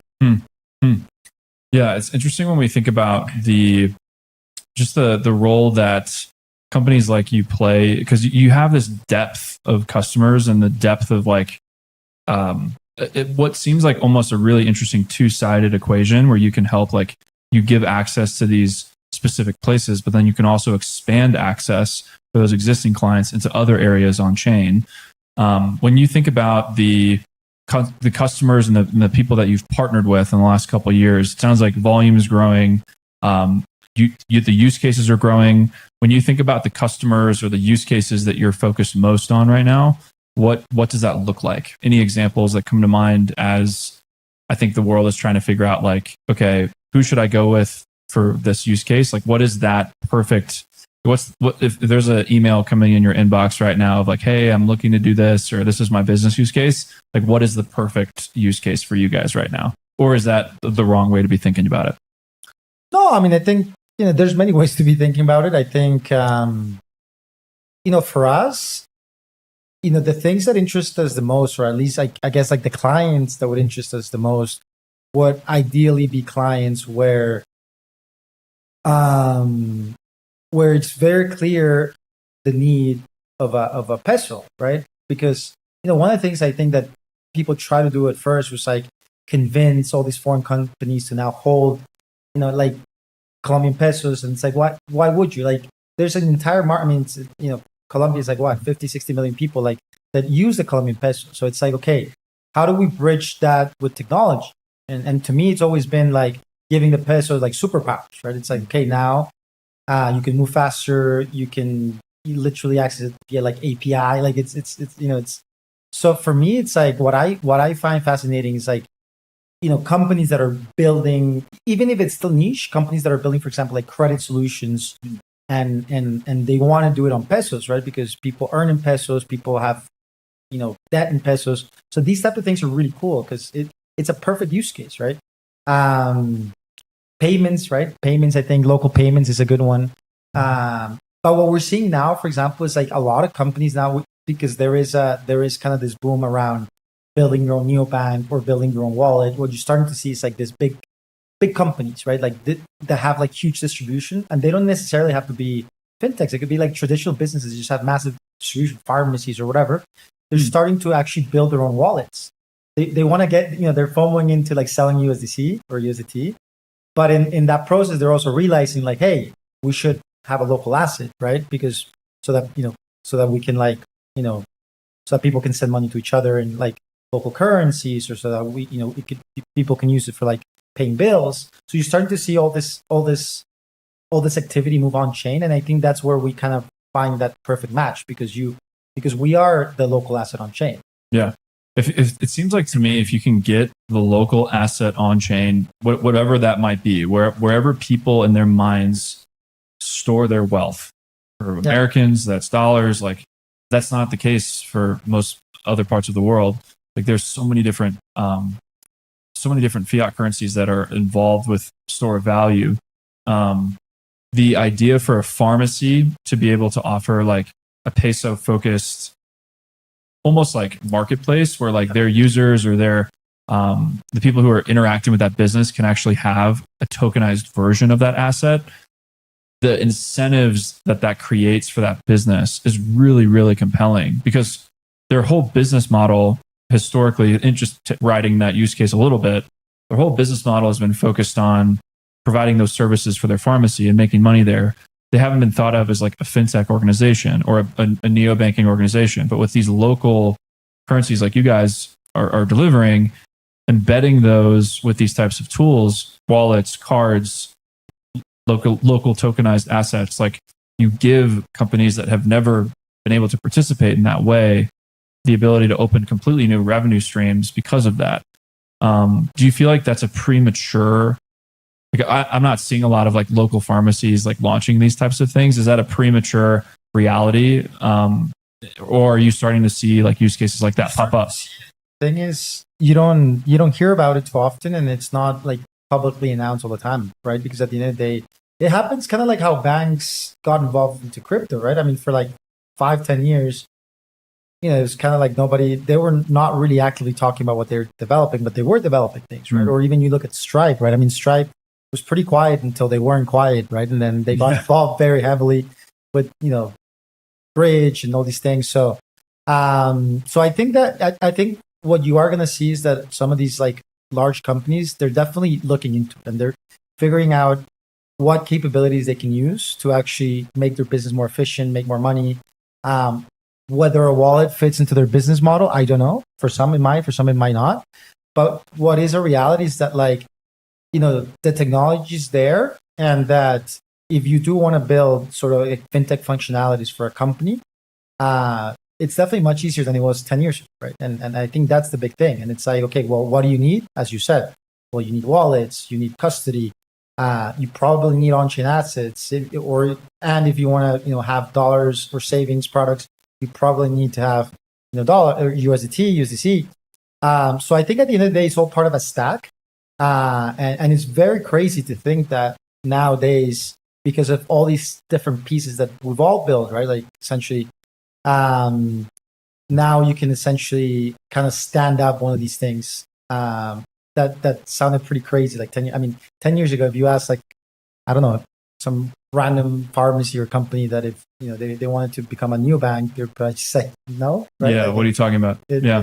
So I think, it does change, I think, the way that a lot of these established large businesses that have large distribution think about their own business model. Yeah. What is now possible for Colombians that what isn't possible without Minteo? Like without that functionality of putting that asset on chain, what are they missing out on? Like, what is the true unlock here? We're for us, just if you're listening to this, the conversation around local stablecoins, FX, things like this is going to become a really like core part of the show in the coming months. So one, I'm like, with that being said, like, why are these local stablecoins so powerful? And if you were to kind of highlight the different parts of that like FX stack or the different players or the different things to be exploring, kind of a two-part question, like why are they powerful and who is really owning and leading the conversation right now in the like local FX conversation? Yeah, I mean, so for FX, I think quite simply it's just standing up a new market and actually figuring out if there's ways to make those operations more efficient. So I think what we've seen is like us by building kind of this local asset and getting other companies to start adopting it. What we've done is like close the loop in terms of speed for the actual settlement of swapping between like USDT and Capa, and then we've developed infrastructure to be able to then burn those Capa tokens and do payments to different bank accounts, right? So we have several bank accounts. We probably have like 1/3 of the banks in Colombia that we have accounts with, and so what it allows us is that we can actually disperse fast business payments. So that's something that, for example, like was not really something that anybody was really doing, 2 years ago. And that's something that we were able to solve. It's like, okay, how are we able to move like dollars to pesos and, bank account pesos faster? And it was like through this like on-chain mechanism and this payment rail that we built. Now, if you talk about like, I don't know, if you talk about, for example, how does this impact like a typical consumer or a typical business owner? I think it's still maybe a little bit early, but what I will say is that, what you will see is that all of a sudden, for example, small businesses will likely end up interacting with players that have built a stack with these like neobanks or however you want to call them. And all of a sudden, it's like they'll get access to like a whole new array of products that they probably didn't get before, right? Like before, maybe you had a bank account open at XYZ Bank and, you probably had to pay for that bank account and you probably have very limited features unless you're like a big company. All of a sudden now, you're going to be able to access it like a world of features. Like you're probably going to be able to, do FX within like an app.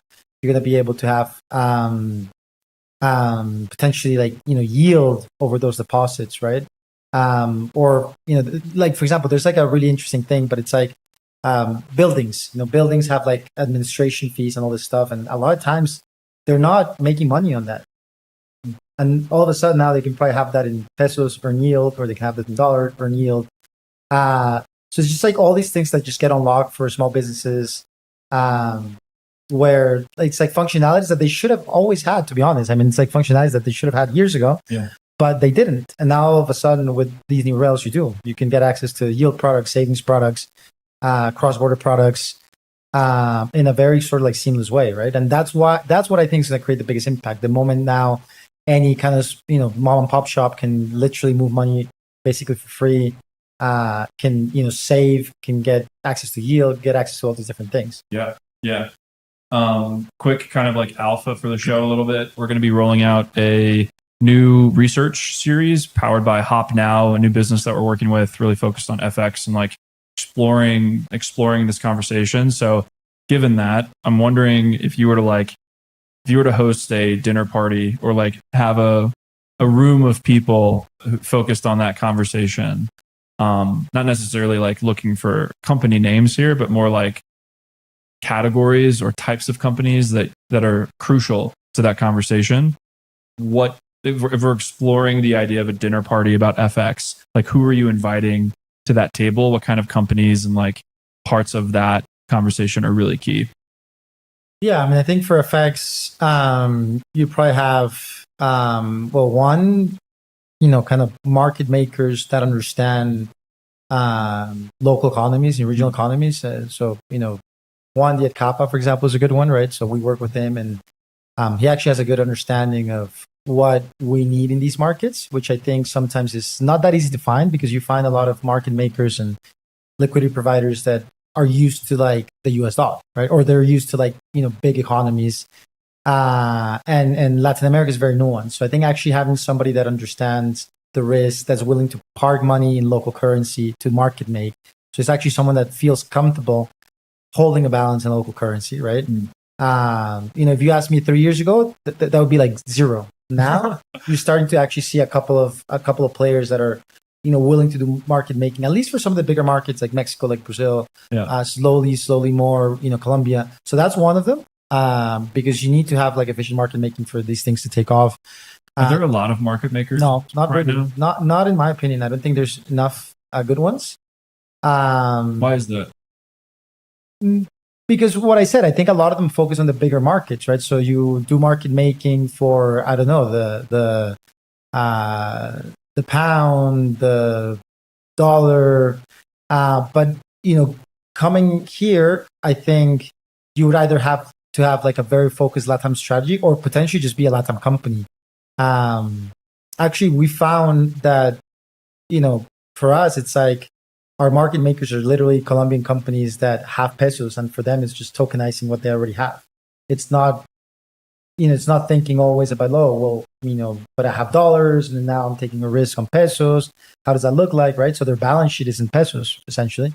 So I think it's about like risk and also understanding the ecosystem, right? And so I think that's one. Banks, I think, is another one. I think it's important to, at the end of the day, it's like, the banking layer is super important. So being able to operate comfortably with banks, them understanding the operations that goes on the FX side, aligning in terms of compliance, aligning in terms of, all these things is super important to have like a seamless operation. I think if you can't have a seamless operation, that's going to continue causing friction for this industry, right? Because, okay, it's all incredible until, then the bank gets involved. And then if you don't meet the requirements, then you're not offering a really great product, especially if you're using the rails. So I think aligning with banks, with FX desks, these type of things, I think is very crucial to kind of merge those two worlds together. And then obviously clients, client or cross-border companies or companies that need to move money around, because essentially they're the actors that end up kind of, putting both sides together. So if you have importers, exporters, people that need dollars, but then people that need pesos, you actually start kind of having a more efficient marketplace, right? Not how it's been kind of in recent years. That's been just a bunch of dollars wanting to come into pesos. So it becomes, the liquidity in pesos gets really dried up. So what you want to do is move everything on chain. So you can have a bunch of people that have pesos that need dollars, and a lot of companies that need dollars that need pesos. And then you start establishing two-sided marketplace, right? Do you think that's really the future of like how you're thinking about acceleration, is like creating sort of those two-sided equations? I think so, but you need to do the hard work of actually getting all these players on chain. Yeah. And then at first, the incentive is likely going to be speculation, arbitrage, right? Because there's going to be all these opportunities for that to happen. But yeah. What's the hardest part about convincing them? Or is maybe that's not even the right way to ask it. What is the hardest part about this process? I think it's a little bit of everything, right? One is trust in general in the industry. I wouldn't even say trust in Minteo. I'm actually quite shocked that you talk to a lot of like TradFi players and they're like, oh, we know that you guys are well established or that you're good, but we have a mandate to not touch crypto, but we're a little bit, open kind of, to it, but we're just starting to explore it, but there's no regulation yet, right? So it's quite funny. I think we've done a lot in terms of like the actual positioning, but there's up to a point that you need certain like kind of magical things to unblock it. And magical things, I mean like Genius Act in the US, right? Yeah. What is the regulation like in Colombia generally? There is no regulation, right? So like, totally digital assets are essentially, an intangible. So it's kind of like selling whatever. I mean, it's not really classified, but it's also not illegal. It's not legalized. Gray zone. It's a gray zone. It's a gray zone, which is going to change. Do you think? I think so. We have elections next week, and then we have and I don't want to politicize this, but we have literally two spectrums of. So we have like a leftist candidate and a super right kind of Trumpist candidate. Okay. So I think if the right wing candidate wins, it's expected that he's going to make announcements that are very pro crypto very early. No, I'm voting for. So it's going to be, I do think we're going to have regulation, and I do think that, for example, Brazil, Brazil having providing like digital asset licenses since November last year is going to speed that up too, because now all the other countries are going to start looking at Brazil to do something similar. So I do think that's going to change, and I do think that's going to unblock a lot of the institutional usage, and it's really that's where a lot of the volume is, and We've definitely seen that in the U.S. So, got to pause here. I know that there's so much more we could uncover, but got to take a quick break. You're tuning in to Stabledash Live. That was our conversation with William from Minteo. So excited to continue this. We're here in Mexico City. If you're just now tuning in to us, we're here. We're on the show floor. We're having conversations with the top builders in the space, infrastructure, FX, stablecoins themselves, all powered by our wonderful friends at Bitso Business and Agora. We'll be right back. We're going to take a quick break and we'll keep it going. Thanks, man. This was fun. Thank you. Cool.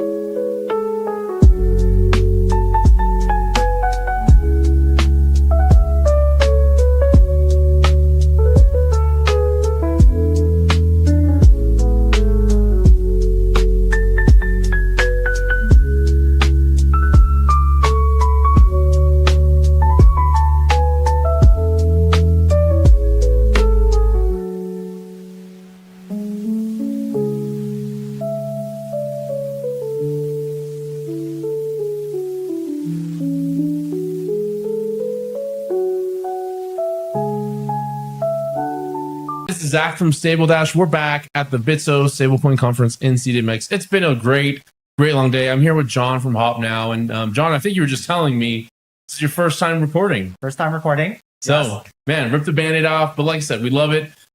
First time recording, definitely you're not somebody that's new to the space. So we spoke with Brent yesterday, your co-founder, co-CEO, but maybe kind of give us the TLDR of what were you doing for HopNow? And then we'll kind of start to dive into some of the nitty gritty of like, absolutely. Why are you even at the Stablecoin conference this year? Yeah, no, it's exciting. I think, we launched HopNow about a year ago. We've been in stealth, growing out the business. We're really excited about the stablecoin adoption that's sort of been happening.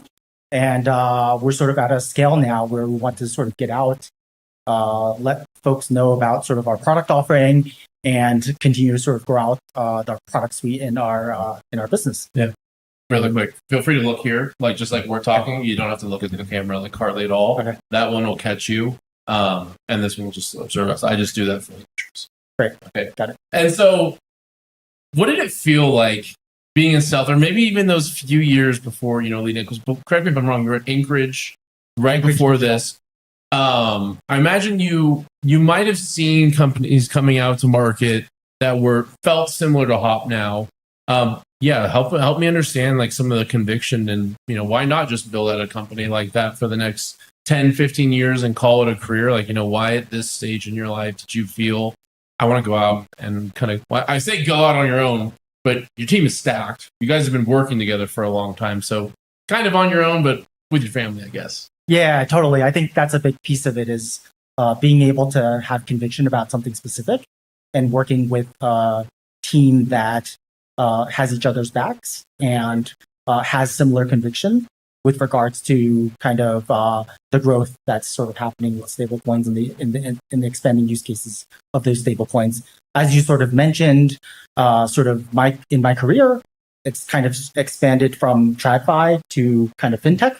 So I started off my career at Goldman for many years, focused on building out the prime brokerage business and sort of deeply getting into the weeds of capital markets and providing portfolio financing solutions for what was at that time sort of a growth area in terms of alternative investments.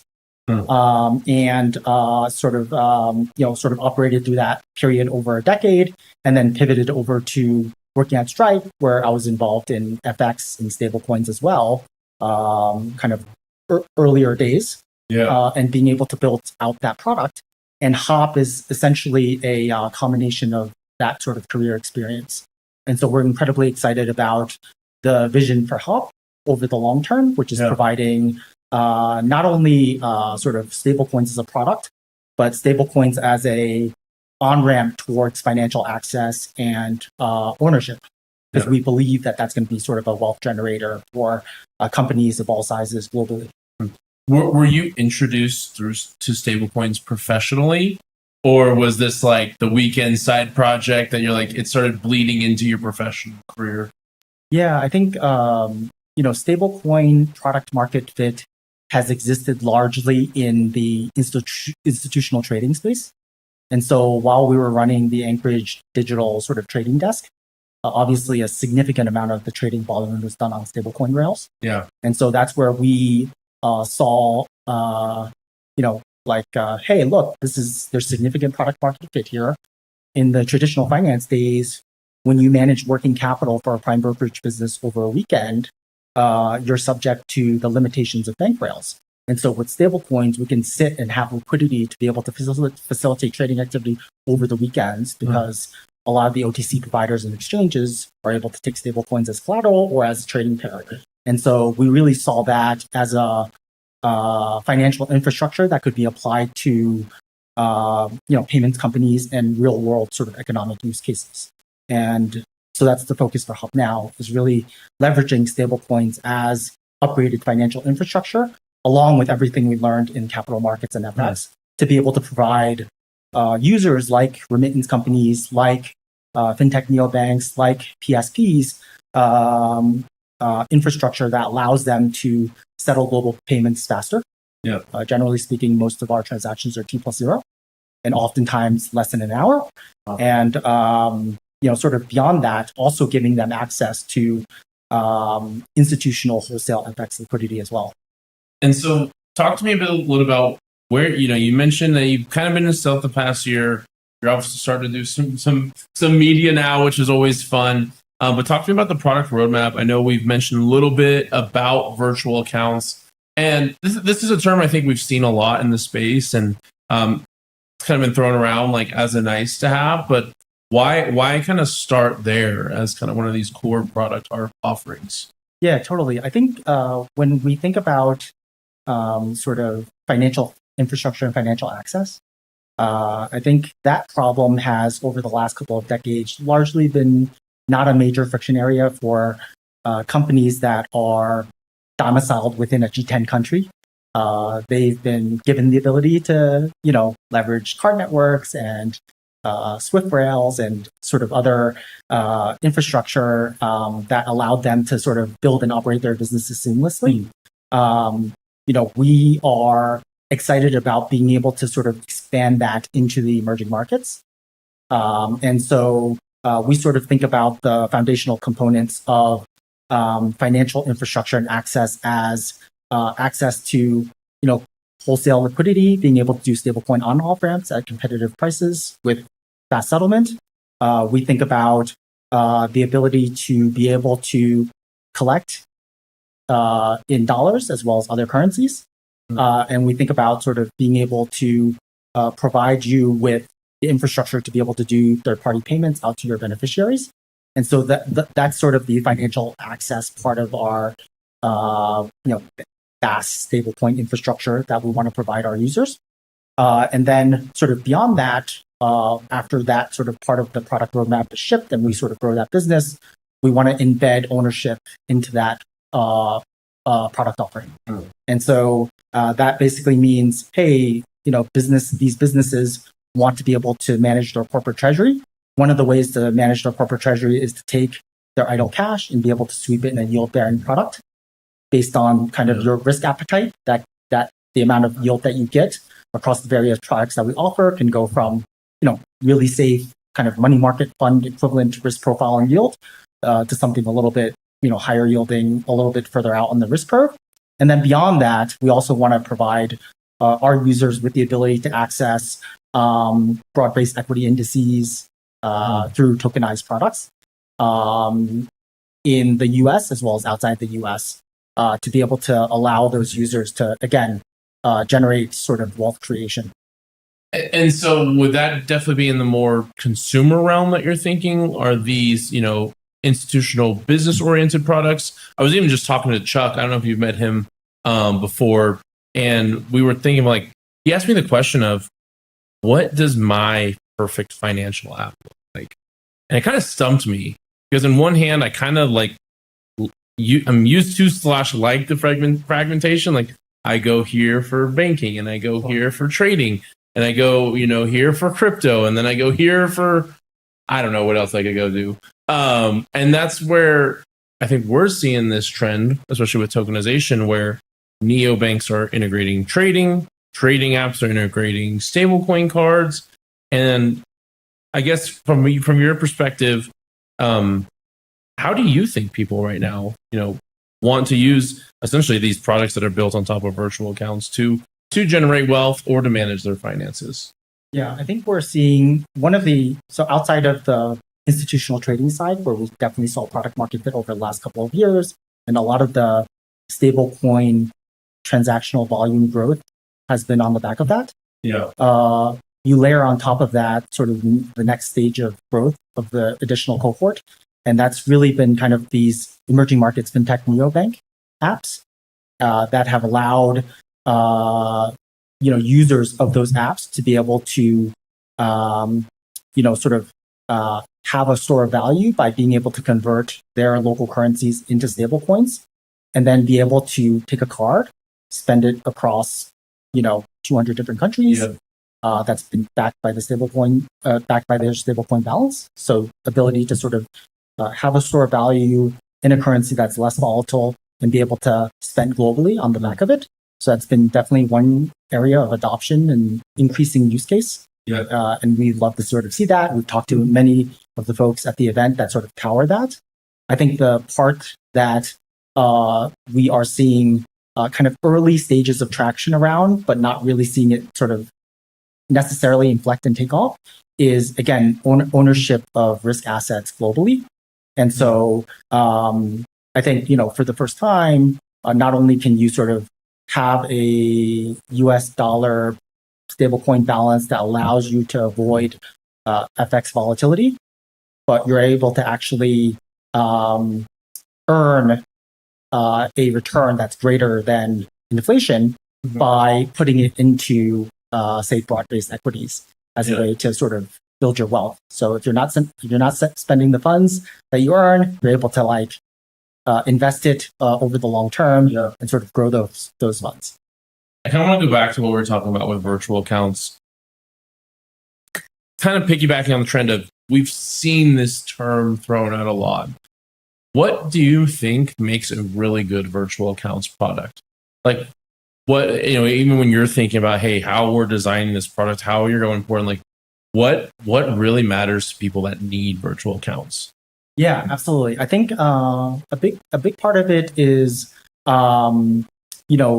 risk-based underwriting of the user.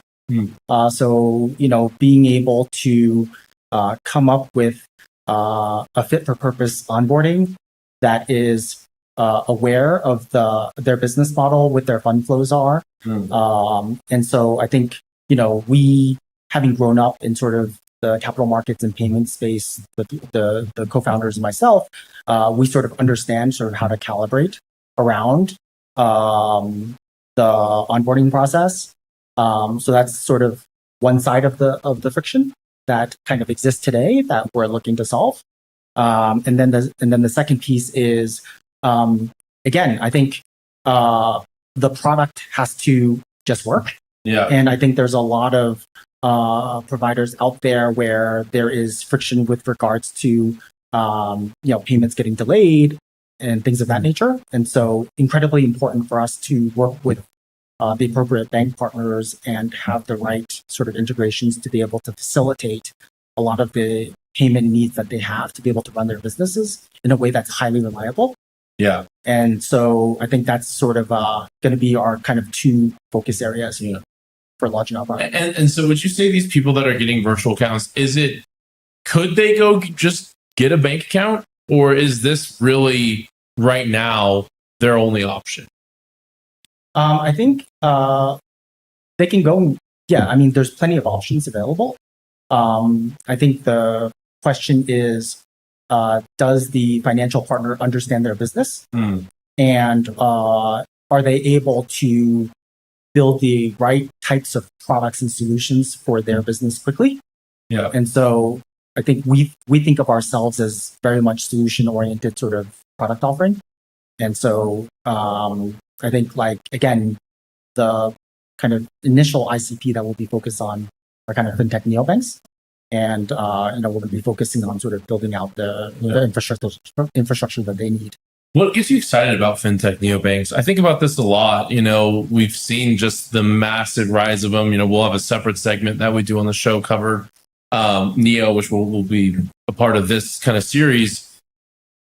We've seen some of them look similar. Some of them look very, very different. If you were to sit down with somebody that is saying, hey, I'm building a fintech neobank, what makes a really good fintech neobank right now?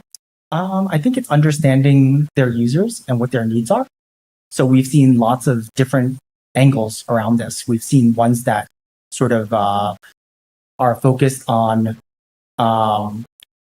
global gig workers. Yeah. We've seen ones, and those typically have like a remittance product offering. Well, I've started to see it get a little bit even more granular. There's the gig workers, and now it's like if you're a gig worker in the media industry, and if you're a gig worker, and you're working, maybe it's a geo. So it's definitely I'm seeing more and more of this. Like the differentiation sometimes is just who the ICP we deeply care about is. Correct. So I think you'll see more specialization. I think initially the early versions of these applications were more broad. Yeah, dollar access. Exactly. That was the functional product. And now I think you're seeing more and more apps emerge that are solving for like very specific verticals. And those are the ones that we get super excited about because, and I think it all goes to the theme of like a significant number of people in the world are still sort of underbanked. Yeah. For a variety of reasons. Some of it is driven by, again, the work that they do. So if we think about one of those specific verticals that we've spent some time on is like the seafarer industry, right? Say that again? The seafarer industry, if you work on like shipping. Oh, interesting. Yeah, the shipping industry. And so they have a need for, having a reliable wallet to receive their wages.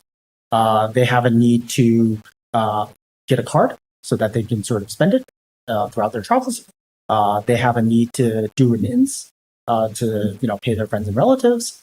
And so I think that's kind of an interesting area where we've seen an addressable market and new companies starting to emerge to sort of solve those specific pain points. And we're excited about sort of hoping to enable a lot of that. We didn't really talk about this, but I'm just curious what you would say. We've seen Deal recently come out. First they come out and they say, hey, you can do payroll now in stablecoins to your W-2 workers and anybody on their EOR product. And then I think they followed it a week later and they quietly launched a stablecoin in the payment app with a card that you can just go spend. What's your thoughts on, I think I've even seen one of your core focuses is payroll companies starting to become like neobanks? Do you think it's a logical step, or do you think, no, just be a payroll company, pay to wherever? And what's your thought on kind of that convergence? I think it's super interesting.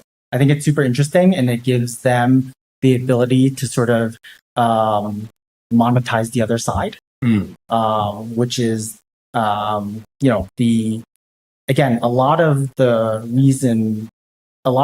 friction that these payroll companies like a Deal solve for is to help companies that want to have a global workforce be able to sort of employ that global workforce, using them as an employer of record. And they're basically solving for the local complexity. Oftentimes the workers that are sort of within those jurisdictions, they also need sort of embedded financial services themselves. And so you're seeing an emergence of startups sort of solve that pain point.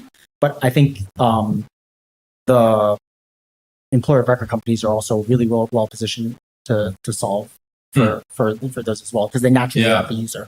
I know, I'm starting to wonder too. I'm like, are we going to one day see like neobanks, going into the payroll? The term payroll has gotten thrown around a lot amongst like neobanks. Is like, no, you do contractor payments, which is kind of like payroll, but EOR and even PEOs, like that's a whole nother beast that we need to tackle. So maybe that's a conversation for another day. I guess as we wrap up here, just when you kind of like reflect, is this your first time being at this conference, or even more focused on conferences outside of your previous roles? Correct. Yeah, we've always kind of operated. Yeah, you're like, business. Hey, I'm not the sales guy. I'm with just limited sales and marketing. Back to business. I guess what's your experience been like so far at the conference, and how has it been getting out to meet builders face to face? It's been incredible. Yeah, it's been incredible. We've gotten to meet like incredible builders that are focused on solving very specific customer pain points. Yeah. And the energy's been great. I think, we've walked away with tons of really, really great ideas and, customers as well as partnership opportunities. So I think these events are great. It's been awesome hanging out with you guys as well. Yeah. Thank you. And sort of introducing us to a lot of these things. Yeah, no, I mean, big shout out to Bitso. We're grateful that this is the second year they've had us out. It's so fun to get out. And like I said, it's really a concentrated room here. I think Money 2020, some of the other ones are great. But at the end of the day, we kind of like that there's just a little bit of tribalism. Like, hey, we're stablecoins, we're modern money. Every once in a while, let's get the focus and get us all into one room. But we'll let you know which other ones we have on the radar, because I think that's our big focus at Stabledash, kind of thinking through the next year is, okay, well, now we have to cross the chasm. What's the other side? I just think through the people even we've watched go by during this interview that are like, what are they talking about? Maybe this is their first stablecoin conference. So going into that crowd would be good. So, but absolutely, John, congrats again. Going to be an exciting year ahead. Look out in the future. We'll be doing a segment focused with HopNow, more on the focus of FX, probably going into the non-USD stablecoin topics, but to really get into some of the nitty-gritty of the happenings there. So we appreciate you as partners. But we'll be back shortly with some more interviews from the Stablecoin conference and CDMX powered by Bitso Business. See you soon.